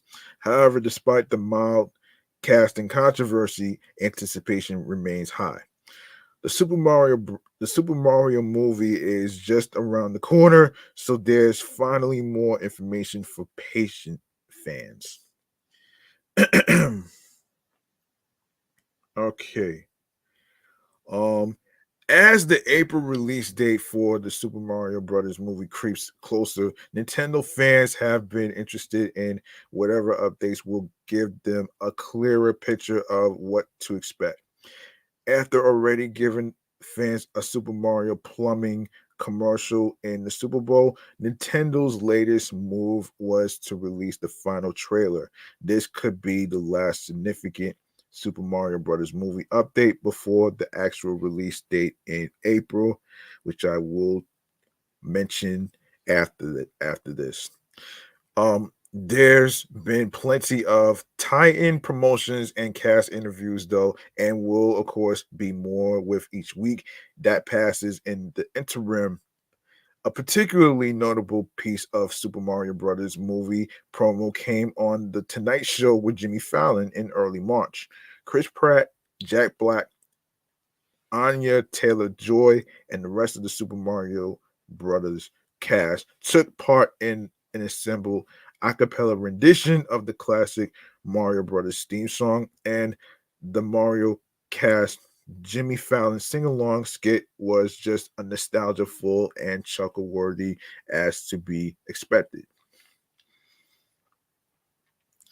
So Super Mario Brothers was originally scheduled to release on December 21st, 2022, which Universal later moved it to April 7th, 2023, until finally settling on April 5th, 2023. Well, the reason why they moved it from April 7th to April 5th because of Good Friday. In addition to releasing in theaters in the spring of 2023, Super Mario Brothers will be available to stream on Peacock 45 days after its theatrical run. Meanwhile, the movie's release date in Japan is slated for April 28th, 2023. Hopefully, for the sake of the fans as well as the studio, these Super Mario movie updates regarding its release won't be changed at the last minute. And here are the cast of the Super Mario movie. Um, Other than Chris Pratt. Chris Pratt is the lead as Mario, but he's joined by other well-known actors in the Super Mario movie. In fact, Fred Armisen plays Cranky Kong. Cranky Kong. Oh shit. Oh man, Cranky Kong. Wow. Wow. Wow.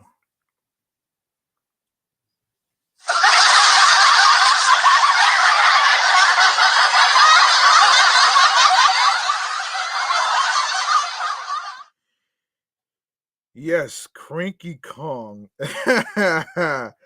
Oh man, it's with Seth Rogen as Donkey Kong, uniting Nintendo franchises Donkey Kong and Super Mario in the new movie. Meanwhile, Anya Taylor Joy will voice Princess Peach, who is the princess Mario and Luigi fight to save in the video game. Moreover, Charlie Day is set to voice Mario's brother Luigi, and Jack Black portraying the villain Bowser, the primary antagonist of Mario. Joining these actors are Keegan Michael Key as Toad, a humanoid character with a mushroom resting on his head. In addition, Kevin Michael Richardson is Kamek, and Sebastian Maniscalco is Spike. The Walking Dead's Carrie Payton, not Gary Payton, Carrie Payton, also lends his voice to the King of the Penguins. And while Charles Martinet, who has voiced Mario for a long time in video games, mentioned it would be a dream to reprise the role of Mario for the computer animated film, he will instead appear in a cameo role. And of course, you need to know what's going on with the plot. So, the plot of the Super Mario movie was kept largely under wraps. The film is so secretive that that plot details were even kept from the voice cast, with Charlie Day noting that he had to record his lines in various ways because he didn't know what has happened, what what was happening in the story. They even compared the film's plot secrecy to that of the secrecy of the Marvel Cinematic Universe. The original movie, no, excuse me, the original video games involved Mario and Luigi fighting through the Mushroom Kingdom to save Princess Peach. There looked to be some deviations from that original idea as Luigi ends up a prisoner and Princess Peach has a more active role in the storyline. What the audience can know for sure is that Bowser is set to be the villain of the movie, with Mario, Luigi, Princess Peach, and even Donkey Kong as the heroes. And of course, the Super Mario Brothers movie first and final trailers. The first full length trailers for Super Mario Brothers movie was released in November 2022. It's clear that Bowser is intent on invading as many kingdoms as he can, and Mario and Princess Peach seem to be the only ones standing in his way. Princess Peach looks to have an active role in this movie instead of simply being the princess who needs to be rescued by the video game's hero. She has a suit, a motorcycle, and her own weapons in this movie. In March 2023, Nintendo fulfilled their promise of more Super Mario movie updates in the form of the final trailer. The Super Mario Brothers movie's final trailer revealed a curious character from the video game spin-off, the Super Mario Galaxy Lumily. Um, though the character's surprisingly morbid musings surprise viewers, Super Mario Brothers nihilistic Luma is no stranger to those who played the only successful Super Mario franchise video game spin-off, implying that the movie is aiming towards building a movie franchise in the long term. While Super Mario movie updates have been overshadowed by the adorable Luma. It's notable how the final trailer also finally shows Mario and Donkey Kong teaming up. And of course, the Super Mario Brothers movie has some Easter eggs. One thing that appeals to a modern audience, whether it be a superhero movie or video game adaptation, is looking for Easter eggs. When fans were updated with the full length Super Mario Brothers movie trailer, they were quick to point out familiar sound effects and video game locations like Rainbow Road from Mario Kart. At one point, Mario even dons a cat suit to become Mar- Cat Marion from Super Mario 3D World. There's no doubt that the movie will be chock full of more Easter eggs for longtime fans of the franchise to spot. Why the Super Mario movie may repeat the original mistakes? I'm not so sure about that. I'm not so sure about that. I'm not so sure about that one right there. But anyway, remains to be seen. I don't know why people would actually I don't know about that though, man. First of all, this one is different from the live action. This is different. And I want to point out something that Chris Pratt was saying when he got the role. So he responded to the criticism, and I'll get to the the the directors in a sec. Um okay, so let me go there. So Chris Pratt addresses the issue here of the backlash is okay. So Chris Pratt has addressed the backlash his casting as Mario in the upcoming Super Mario Brothers movie. In case you didn't know, everyone's favorite Nintendo characters are being brought to life in a new film. There's no details. Well, yeah, there's no details about the plot, and it's currently untitled, but the film is scheduled to be released on 7th April 2023 in the 2023 in the US. Well, it got moved from the 7th to the 5th. So just to let you know, it's no longer on April 7th. So yes. Yeah, I already mentioned the cast already. So in case you didn't know, I already mentioned the cast already. I want to actually get to what he said. So, however, in an interview with Variety, Chris said that he sounds unlike anything you've heard, and he promises to do Mario justice. I've worked really closely with the directors and trying out a few things and landed on something that I'm really proud of and can't wait for people to see and hear. Chris told the publication. It's an animated voiceover narrative. It's not a live action movie. I'm not gonna be wearing a plumber suit running all over. I'm providing a voice for an animated character, and it is updated and unlike anything you've heard in the Mario world before. The film's co-producer Chris Meledandri also defended, which I will actually get to that in a sec. I'm gonna get to that in a sec.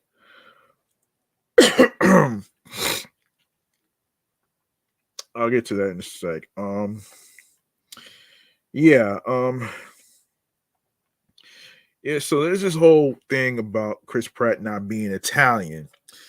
And I'm here to say he doesn't need to be Italian to play a role like that. No, he don't. Like seriously, man. Like he's an A-lister. Like come on. It's like people want to find things to make a big deal out of nothing. Like seriously, like come on, man. Like give this guy Chris Pratt a chance. He was successful in the Guardians of the Galaxy, and he was successful in the Jurassic Park franchises. So why not let him do Mario justice? You know what I'm saying? So I want to actually get to the directors, actually what what they said too in Variety as well. Um, let me see. Hang on a second.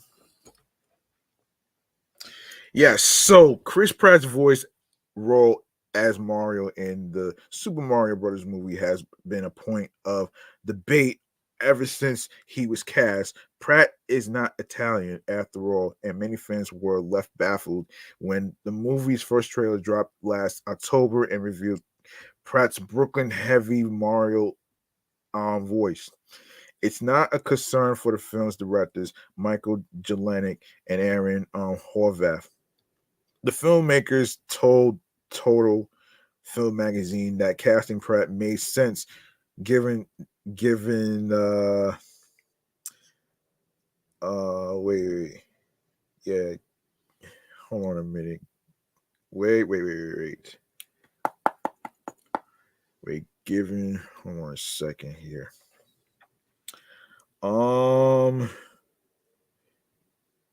Yes, given the Mario at the center of their story. It hold on a second.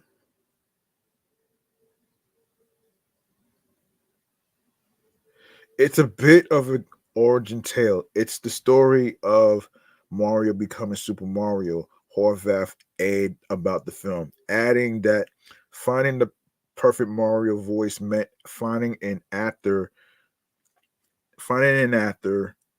who could believably portray a plumber from Brooklyn, New York, who is a blue collar guy from a family of Italian immigrants. For us, it made total sense. The director stressed about casting Pratt. He's really good at playing a blue collar hero with a ton of heart for the way that Mario is characterized in our film. He's perfect for it. Pratt told Variety last year that he worked really closely with the directors to find the Mario voice that made sense for the story. I tried out a few things and landed on something that I'm really proud of and can't wait for people to see and hear. Pratt added. It's an animated voiceover narrative. It's not a live action movie. I'm not gonna be wearing a plumber suit running all over. I'm providing a voice for an animated character, and it is updated. And unlike anything you've heard in the Mario world before. Yeah. Yeah. All right. So one of the film's biggest detractors so far has been John Leguizamo, who brought Luigi to life opposite Bob Hoskins' Mario in 1993's live-action Super Mario Brothers. The actor told IndieWire last year that the Super Mario Brothers movie went backwards by having two white actors voice Mario and Luigi. It's Always Sunny in Philadelphia after Charlie Day voices Luigi in the film. OG. A lot of people love the original. Leguizamo said when asked for his thoughts on on the Chris Pratt starring new Mario movie. I did Comic Con in New York and in Baltimore, and everyone's like, no, we love the old one, the original. They are not feeling the new one. I'm not bitter. It's unfortunate.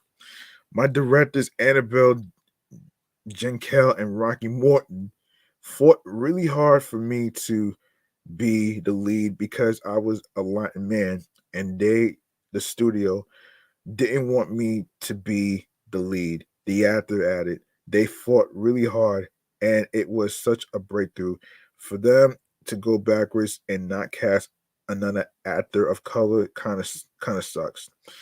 And like I said, it's been moved from April 7th to April 5th because of Good Friday. Okay, in other Super Mario Brothers news, there's going to be some what is it? There's going to be some toys. There's going to be some toys actually. All right, so let's get into it right here. Yeah, there's gonna be some toys about it. So, the Super Mario Brothers movie is just a few weeks away from release, and fans looking forward to it can snag some big discounts on toys based on the Nintendo adaptation. Jakks Pacific has already released several toys based on the movie, and Target and Amazon have many of them marked down right now. Mario, Luigi, Princess Peach, and Toad can all be snagged for $13.99 each, down from their normal $19.99 MSRP. Not sure what that is, but a van playset with an accompanying Mario minifigure also normally retails for $19.99 and is currently marked down to $13.99. So, of course, you can find the Mario figure. You can find the Mario figure in Target as well as the Luigi. Hang on a second. Yes, Luigi figure at Target, Princess Princess Peach figure, Amazon and Target, Toad figure, Target, Van playset, Amazon and Target. Set to release in theaters on April 5th, the Super Mario Brothers movie is in development from Illumination and Universal Pictures. An origin story, the movie sees Plumber brothers Mario and Luigi transported from their home in Brooklyn. Hang on a second. Yeah, their home in Brooklyn to the Mushroom Kingdom after Bowser kidnaps Luigi. Mario must ally himself with Princess Peach, the Toads, and Donkey Kong in order to save the day. The movie will feature the voice talents of Chris Pratt, Charlie Day, Anya Taylor Joy, Jack Black, Keegan Michael Key, Seth Rogen, and more. Let's see. Come on. Okay, so the animated movie marks the second time Mario has been a theatrical release, with the first time being 1993's Super Mario Bros. Live action film. That film featured Bob Hoskins and John Leguizamo as Mario and Luigi, with Dennis Hopper in the role of King Koopa.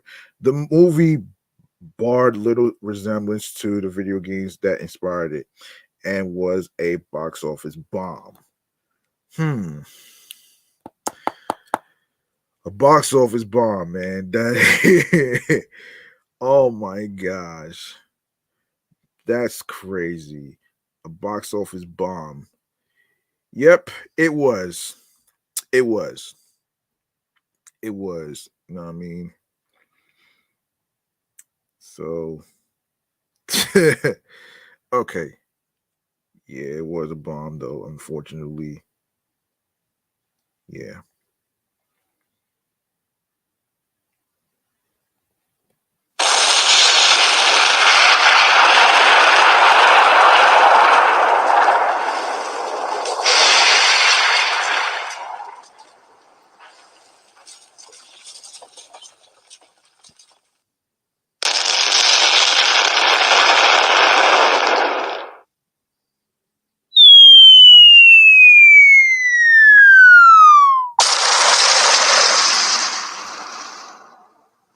Yes. Okay. As a result, okay, let's continue. Let's continue. Yes, as a result, hang on a second. Hang on a second. As a result, Nintendo has been hesitant to embrace these types of adaptations, but Mario creator Shigeru Miyamoto has been much more closely involved in Illumination's movie. From everything showcased thus far, the Super Mario Brothers movie looks much closer to the source material, and there's a lot of excitement among Nintendo fans. And hopefully the movie can stick the landing when it releases next month.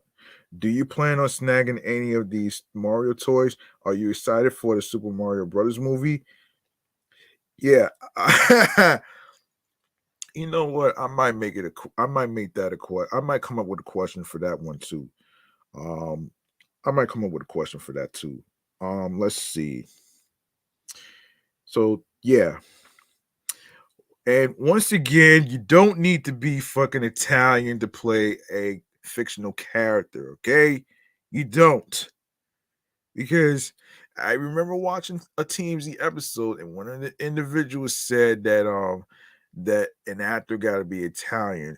That is the most ridiculous shit that I ever heard in my life, man. That's some cop out shit, man. Like, seriously. Like, you know what I mean? This is just that's the dumbest thing that I ever heard. You know what I'm saying? That's just plain ri- ridiculous. Anyway, Shazam 2. Shazam 2. Let's get into it right here. Um, okay, Shazam 2. Let's see.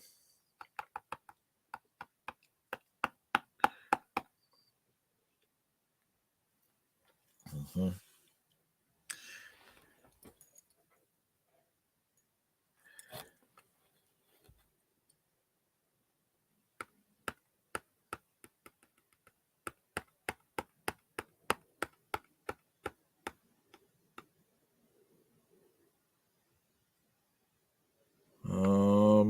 Oh boy. What's going on here? Anyway, this is crazy.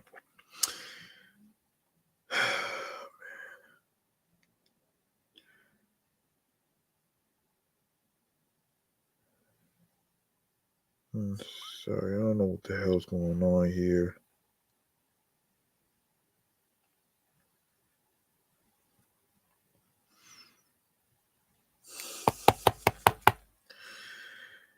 Yeah, sorry about that, folks. Just trying to see if I could drop this shit off, but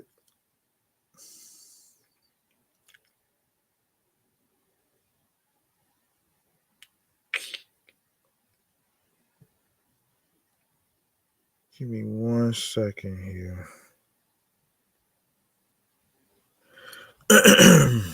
Okay. All right. So Shazam 2, right? Oh, so Shazam wasn't the magic word at the box office. Shazam Fury of the Gods opened to #1 in North America, but the Warner Brothers and DC Comics sequel fell short of expectations with its disappointing $30.5 million debut from 4,071 theaters.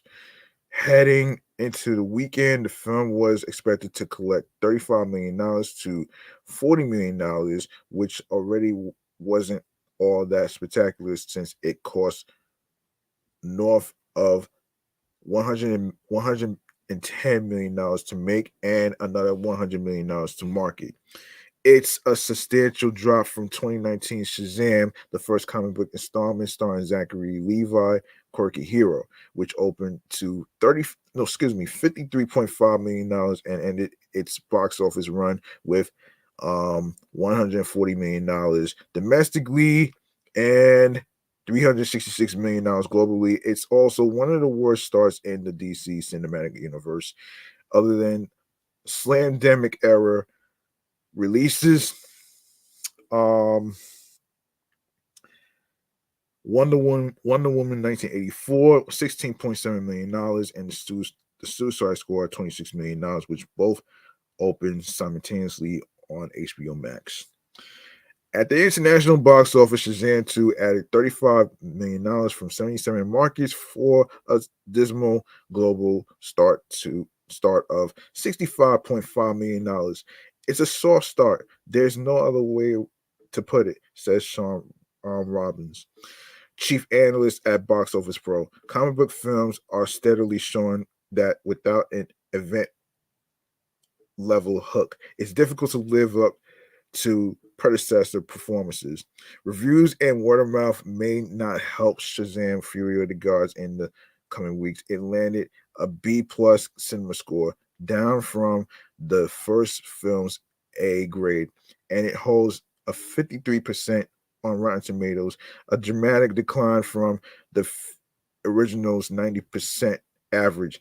David F. Sandberg returned to direct Fury of the Gods, which centers on Levi's Billy Batson and his foster siblings, all of whom transform into superheroes when they say Shazam, as they team up to fight the daughters of Atlas, who wield a weapon that could destroy the world.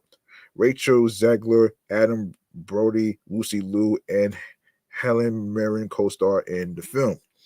Fury of the Gods, to some degree, is also the victim of the big reset at DC. It's the first movie to be released since James Gunn and Peter Safran took over the superhero universe and set it on a brand new direction. Though the producers have been careful not to absolutely rule out the return of any established DC hero, of course, including the save for Henry Cavill as Superman, which didn't happen.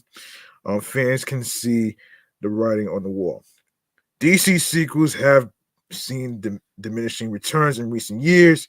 Robin says that's compounded by the current creator shakeup, whose impact won't be felt for a couple of years, but makes the broader franchise feel even more fragmented to audiences for the time being.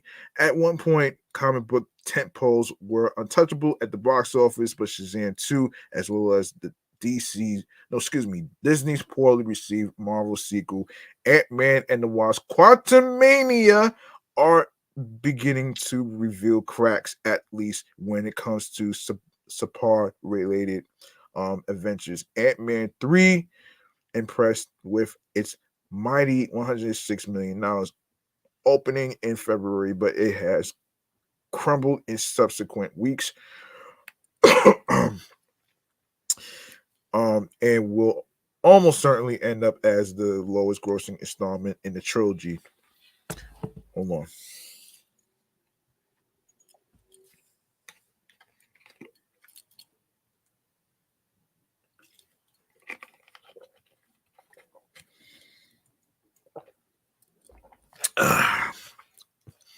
Despite scoring the biggest start, DC's prior standalone adventure Black Adam, led by Dwayne Johnson, also massively disappointed in its theatrical run, grossing $392 million worldwide on its $200 million plus budget.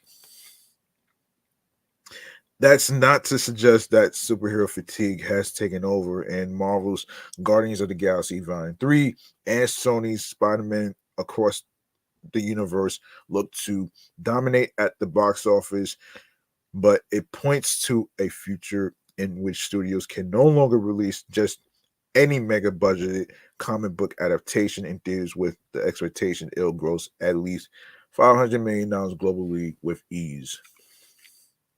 So far in 2023, Ant-Man slowed after an excellent start, and Shazam is falling, says David A. Gross, who runs the movie consulting firm Franchise Entertainment Research. Neither film found an original creative way forward, neither elevated their series. Elsewhere at the box office, Paramount's thriller Scream 6 slid to second place with $17.5 million from 3,676 North American cinemas. Those ticket sales down 61% from its slasher $41 million debut, brings the sequel's domestic tally to $76 million after 2 weeks on the big screen. The horror film has added another $40 million internationally, bringing its global tally to $116 million. You know, the funny thing is, I didn't even know the rated R horror film took place in one of the settings in New York. I had no idea until I saw not only the trailer, but I saw an interview about this a couple of days ago. So that's pretty interesting to see.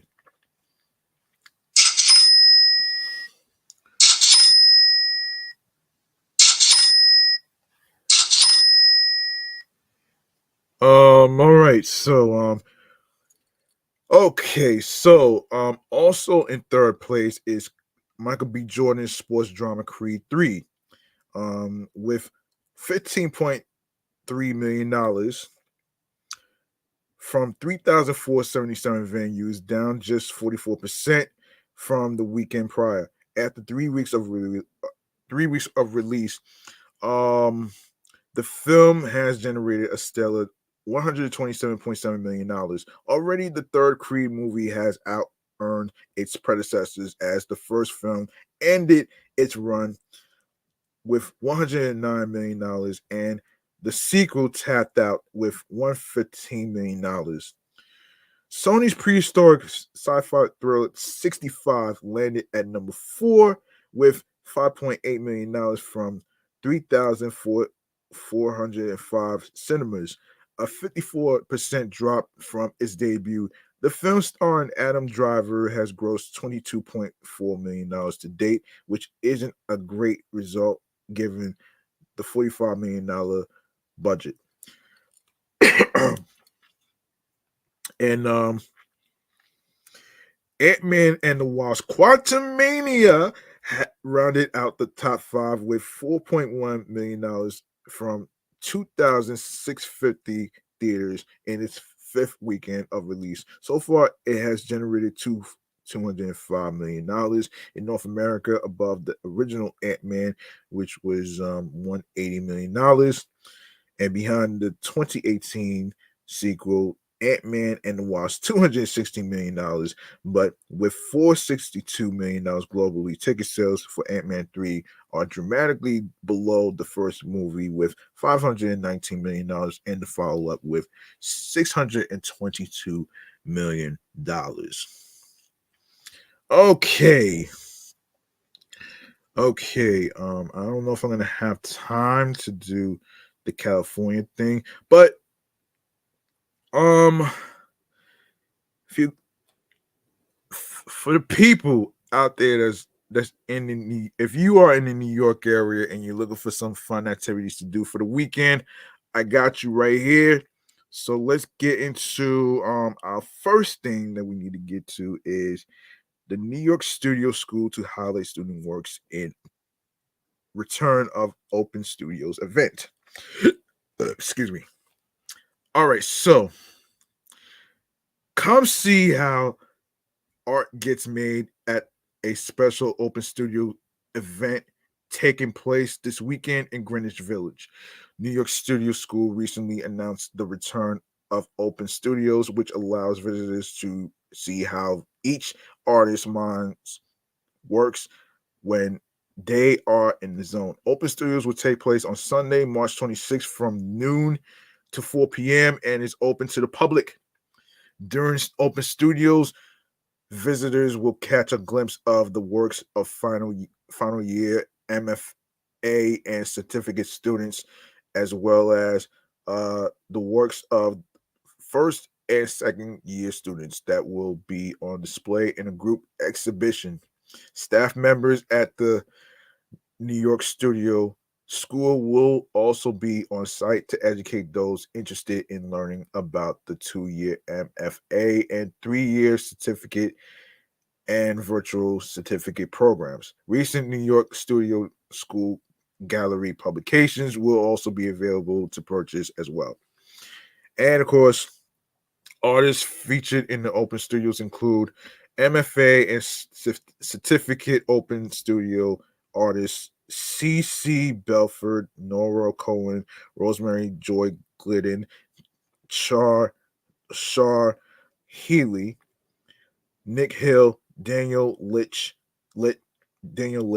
Paula Curito, Natasha Tripathi, Anita Trombetta, Sarah Valeri, Julia West, excuse me, and Lenore Wolf. First and second year exhibiting artists Sutton Allen, Arit Baniel, Jonathan Joubert, Zipporah Norton, Suzanne Scott, Narelle Sissons, and Nick Skolk. And of course, if you like to know more information, like to know more about the New York Studio School, it is located at 8 West 8th Street. And for more information you, about New York Studio School, you can visit nyss.org. And let's see. We have another place to talk about, and this is called the Museum of Failure. Oh wow. Wow. Oh man, that's crazy. Yes, the Museum of Failure. Okay, so the Museum of Failure is an exhibit displaying the globe's most notable failed projects and innovations open to the public at Industry City on March 17th. Psychologist Samuel West launched the idea for the tribute to breakdowns and missteps after contemplating the psychology behind innovation or the lack thereof. The biggest obstacle to innovation is the fear of failure, West said. So it was in that thought, like, hey, I want to do something with this fear of failure in relation to progress and innovation. In order for something to be considered a failure and to be eligible for entry into the exhibition, uh, West determined that projects and services must meet certain criteria, namely an innovative product or service that was an attempt at improving an existing one, which ultimately ended up being a commercial failure. Visitors um, to the museum will see some recognizable names such as Google Glass. The search companies attempt to place a computer screen on the corner of wearers' field of vision, accompanied with a face mounted camera. The product retailed for $1,500, but ultimately lasted only 36 months on the market before being shuttered due to its limited use case and privacy concerns. Hmm. Okay. that's that's pretty easy though, man. Um all right, I'm about to get through this episode anyway, so let's get it on the road. All right, hold on. Let me see who's here. Okay, far from the yummy food. Okay, thank you for watching this, man, on the Instagram live feed. So there.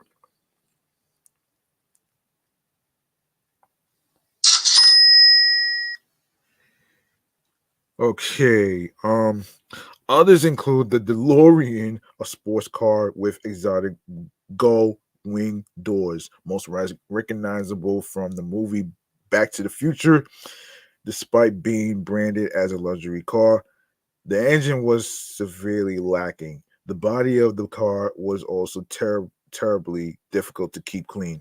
Ultimately, the car was dubbed a nightmare on wheels, and the DeLorean Motor Company went bankrupt. Oh, wow. Oh, wow. Did it really go bankrupt? Yeah, it did. It did.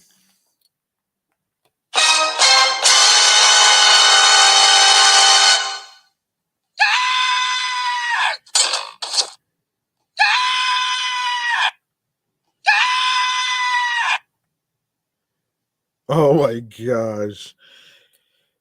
That has to be the worst feeling ever, actually. That has to be the worst feeling ever.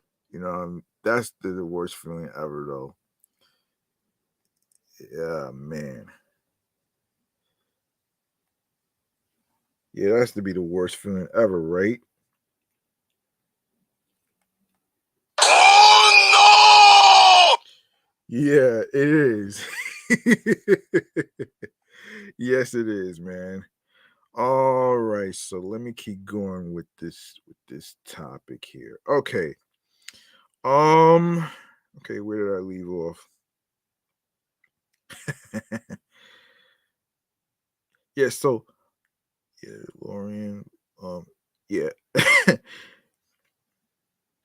Yes, so visitors will also learn about failures they may not have heard about. Hmm. Olestra, for example, was addi- additive from the mid 1990s to many fat free foods such as chips. The additive was meant to synthesize fat without the negative side effects, though it came with its own problems since the body could not absorb olestra. Consuming it in larger amounts would cause gastric cramps and diarrhea, and it was ultimately shelved. In total, the museum features over 140 objects depicting different famous failures. West says he landed on the idea for a museum after looking for an outlet to share his own fascination with failures with the public. I didn't know what to do. West said, should I write a book? Should I write a couple of articles? I just needed a medium and I just stumbled upon the museum forum and I was like, hallelujah. The traveling exhibition, which has been operating since 2017, proved somewhat ironically to be a massive success and has since toured countries across the globe, including Sweden, Canada, France, and in the United States. Still, West still finds himself blown away by how popular the exhibition can be and was surprised by how many individuals came when it open in Brooklyn. I was blown away by how swamped we were on Saturday, said West. Friday was busy, but Saturday was insane. It was fantastic to see that there were so many visitors this weekend. The interest and popularity of the museum, West hypothesized, was that guests could perhaps relate or feel encouraged to pursue opportunities and experiences after seeing that bigger corporations and innovators make mistakes or fail just as well. I didn't think of this when I designed the museum, but one of the most satisfying reactions to see is that people feel liberated when they see big, well known brands and companies that have extreme amounts of money and skills and experiences, and they still fail when they try trying new things. People feel liberated like big boys can fail. So why can't we? West said. West also believes that based on his experience working as a psychologist, that failure and the fear or anxiety of failing is much more nuanced than the people may think. The fear of failure is not so much the fear of failing with something. It's the fear of being negatively judged by others, particularly by your peers or people that you want to be in high standing with, said West. The exhibition is located in Industry City and runs through May 14th.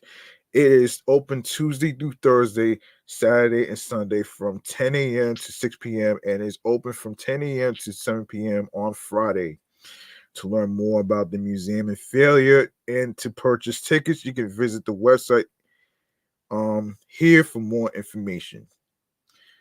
And this is from the brooklynpaper.com website. All right. Next, for all you Met lovers, Met fans out there, this one's for you right here, man. So, this Saturday, March 25th, marks the first amazing day the Mets' new citywide. Excuse me about that. Excuse me about that.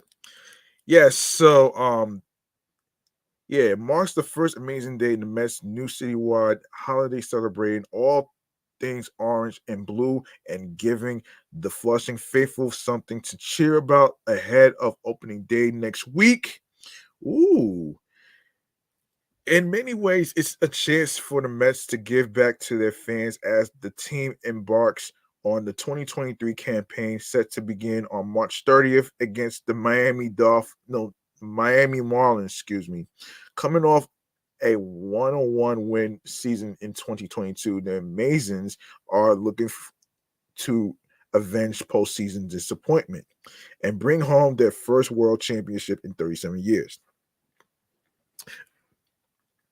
Throughout Saturday,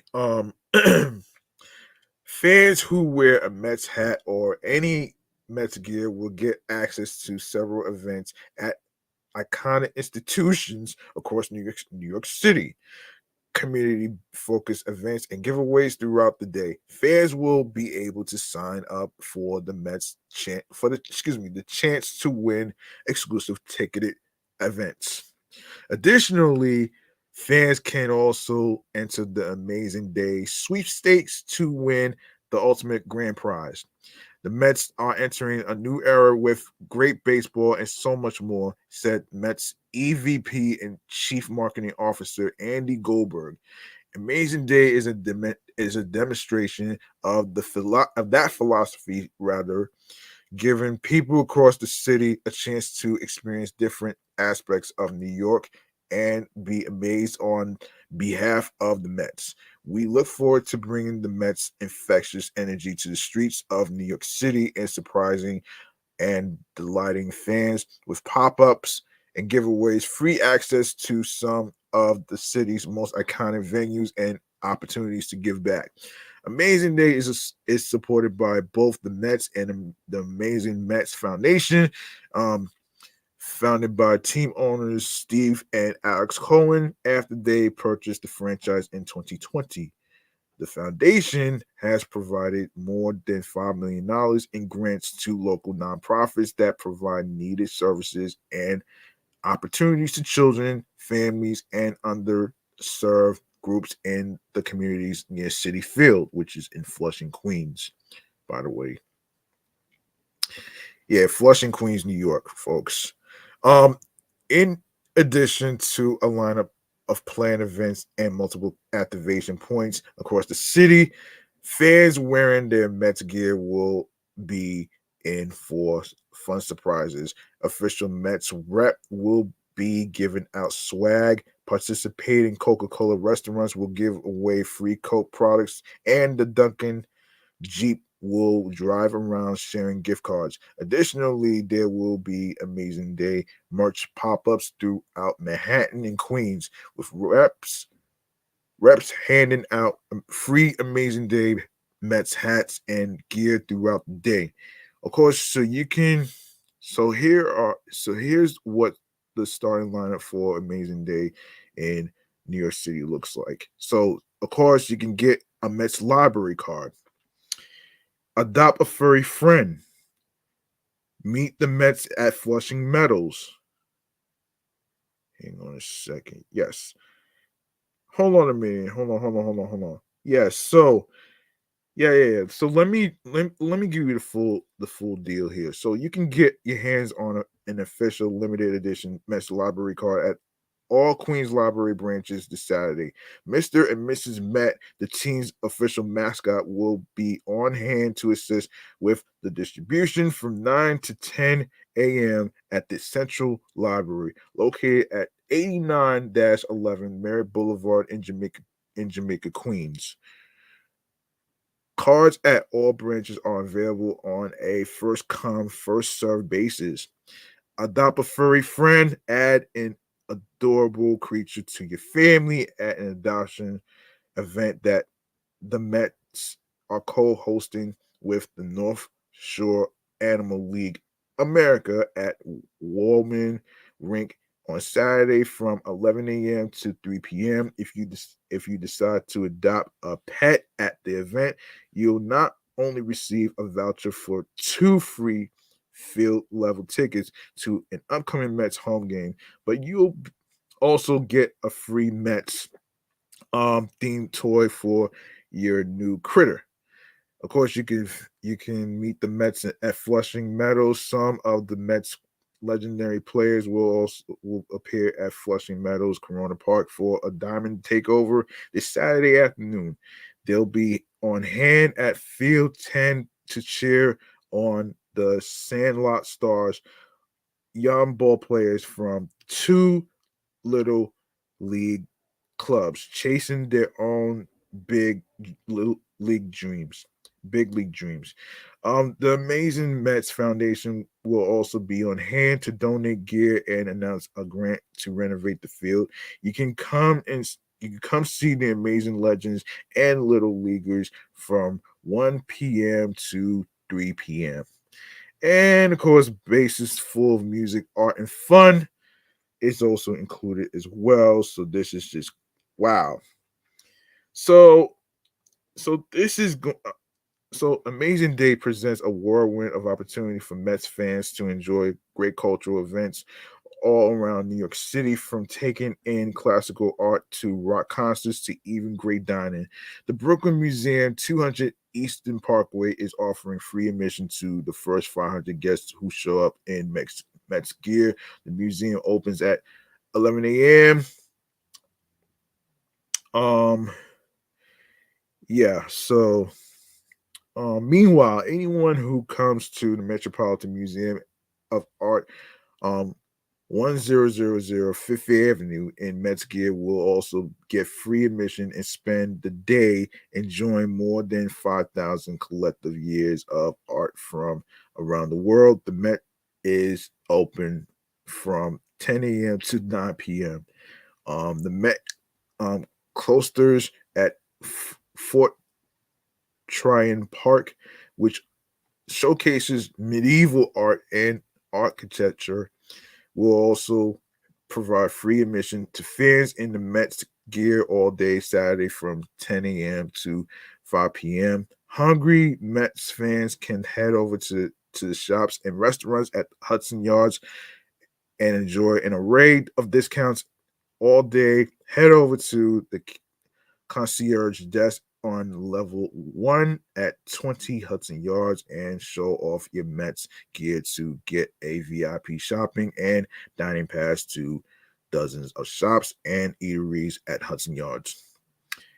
And of course, you have the venues includes the Brooklyn Steel, 319 Frost Street, Brooklyn, New York. Um, and the doors will be open around 7 p.m. for the 8 p.m. show. So this is going to be about the first 25 fans wearing Mets hats who join the line to get in will receive complimentary admission and a free VIP ticket upgrade. And Racket NYC, located at 431 West 16th Street, Chelsea, New York. The first 25 fans wearing Mets hats who join the line to get in will receive complimentary admission and a free VIP ticket upgrade. And the doors open 7 p.m. for the 8 p.m. show. Terminal 5610 West 56th Street, Midtown Manhattan. And that's basically the schedule, man. 7 p.m. Um and Webster Hall, 125th, 125 East 11th Street, East Village, at two shows at 7 p.m. and 11 p.m. The first 25 fans online for each performance will get free admission and a VIP ticket upgrade. So ticketed events.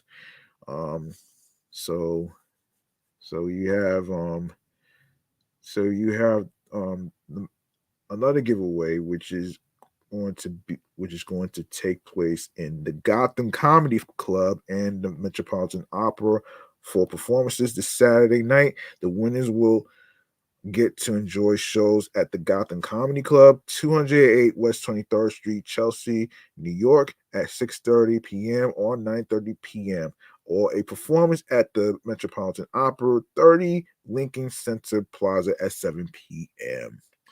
Freebies is also included.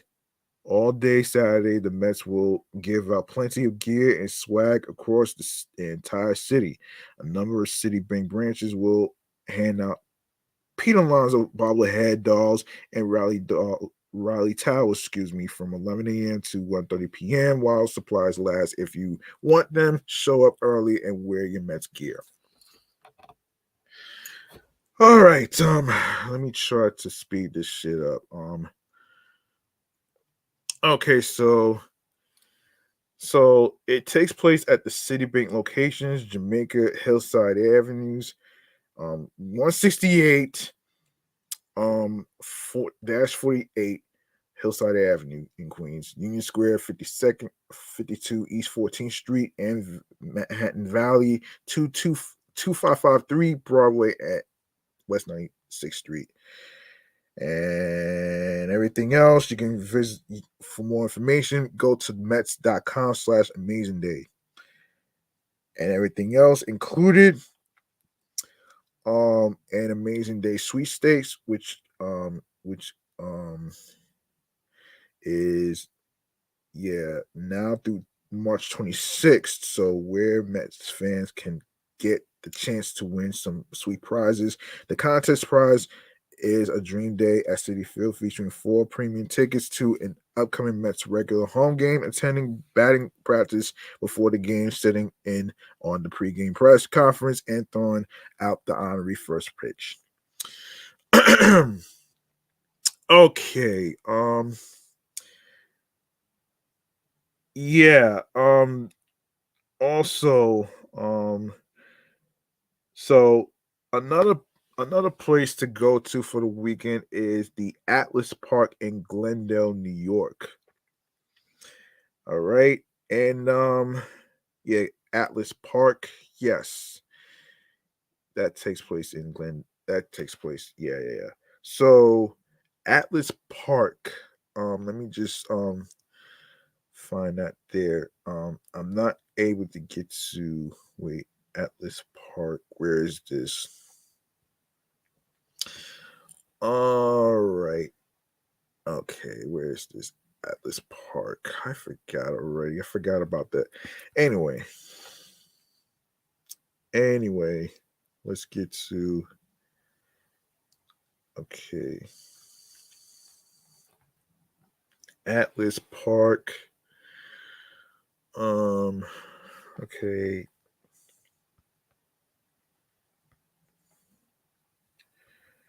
Okay, Atlas Park news. Sorry about that. Oh my god. What did I do? Anyway, so let's get to I'm actually gonna look this up right there. Yeah. I'm not gonna make it. Anyway, let me just look for this right here because I remember I saw it, but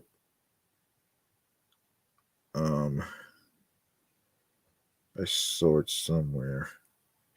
Anyway, let me just continue. Okay, so okay. United States. Okay, United States. Here we go. Yes, United States. United States brings back. Okay, United States. United States.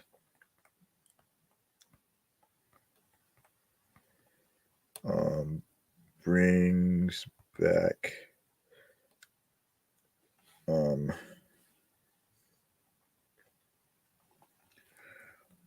roller skating rink. Okay, so yes, and United States of America, which is celebrating 50 years of roller skating fun, is kicking off the spring season with the grand reopening of its pop-up outdoor roller skating rink at the Shops Atlas Park, which is located at 80-00 Cooper Avenue in Glendale, New York, on April 1st from 12:30 p.m. to 9 p.m. Go check it out for yourself. And if you like to know more, you can go to qns.com for more information. And of course, it's going to cost you between $13 to $6. No, yeah, the admission fees is $13 to $6. For more details, this is okay. So 4:30 to 8:30 p.m. Wednesdays and Thursdays. Fridays 4:30 to 9 p.m. on Fridays, Saturdays, and Sundays from 12:30 p.m. to 9 p.m. The rink will also be open during spring break starting April 5th, providing parents with a chance to entertain their offspring with some fun outdoor activities. Okay. You can check out the rest of the story on qns.com, all right? Okay. All right. We're going to wrap up here, man. And the last thing we need to talk about is okay, so stream choices on the go is where I inform you where you can listen to the episodes and stuff. So here it is right here. Stream choices on the go, man. Let's do this. Let's do this. Hold on. Let's do this. Yes, you know what to do, folks, man. I know it's getting late, but you know what to do. Let's get to where you can follow the show, right? You can show some love by following Off the Meat Rat Chainz New York podcast on Facebook and Instagram, alongside with my other two shows that's also on Instagram, which is Excellent Fun Vibrant Talks podcast, is what TLKS stands for. And my review show, Meticulous Vibe Juice podcast, it's also on the gram as well as myself, G Money Stacks, aka the Gregonator, on the primary handle, G Money Stacks 555 in Queens, New York. All right, turn on your notifications so you can know when each episode is going to be dropping. More details, any delays and stuff, I will let you know what's going on here. And as far as let's see. As far as anything else goes, so without further ado, let me see who just commented here. Let's see.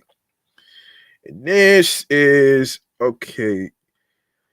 Yeah, shouts to the people. Shouts to the people right here. And no curtain while gaming.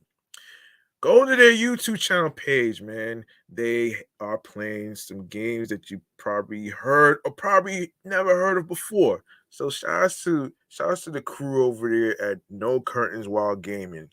Check out their YouTube videos and stuff, man. For all you gamers out there that's looking for something fun, go to their channel. Boom. All right, so let's get to where you can listen to the podcast episodes on the link in bio where it says Linktree/G Money Stacks 555. Starting with Audacity, Audible, Audioburst, Amazon Music, Breaker, Bluehorn FM, Castbox FM, Deezer, Listen Notes, Moon FM Podcast, Play FM, Pocket Cast, Podbay, Podfriend, Podhound, Podopolo, Podorama, Podcast Index, Podcast Addict, Podchaser, Podverse, Podcast Guru, Podvine, Spotify, Stitchers, TuneIn Radio, Google Podcasts, Radio Public, iHeartRadio, and of course, by the way, you don't need a credit card to download iHeartRadio or any of the apps whatsoever. You want to make sure you follow this podcast right here, and along with my other two podcast shows that I just mentioned, that's also on iHeartRadio as well. And finally, make sure you go to the YouTube channel page, G Money Stacks 555, where you see all the New York episodes uploaded and posted to the YouTube channel page. Click on the Naughty bell along with the alerts so you can be reminded when the show goes in the air via live stream, alongside with the date, time, and everything in between. Stay tuned for more video content, upcoming episodes, previous episodes, and share the videos, share the episodes, listen, stream, watch, download the episodes, tell a friend to another friend. Be sure to spread the word. Word of mouth is important.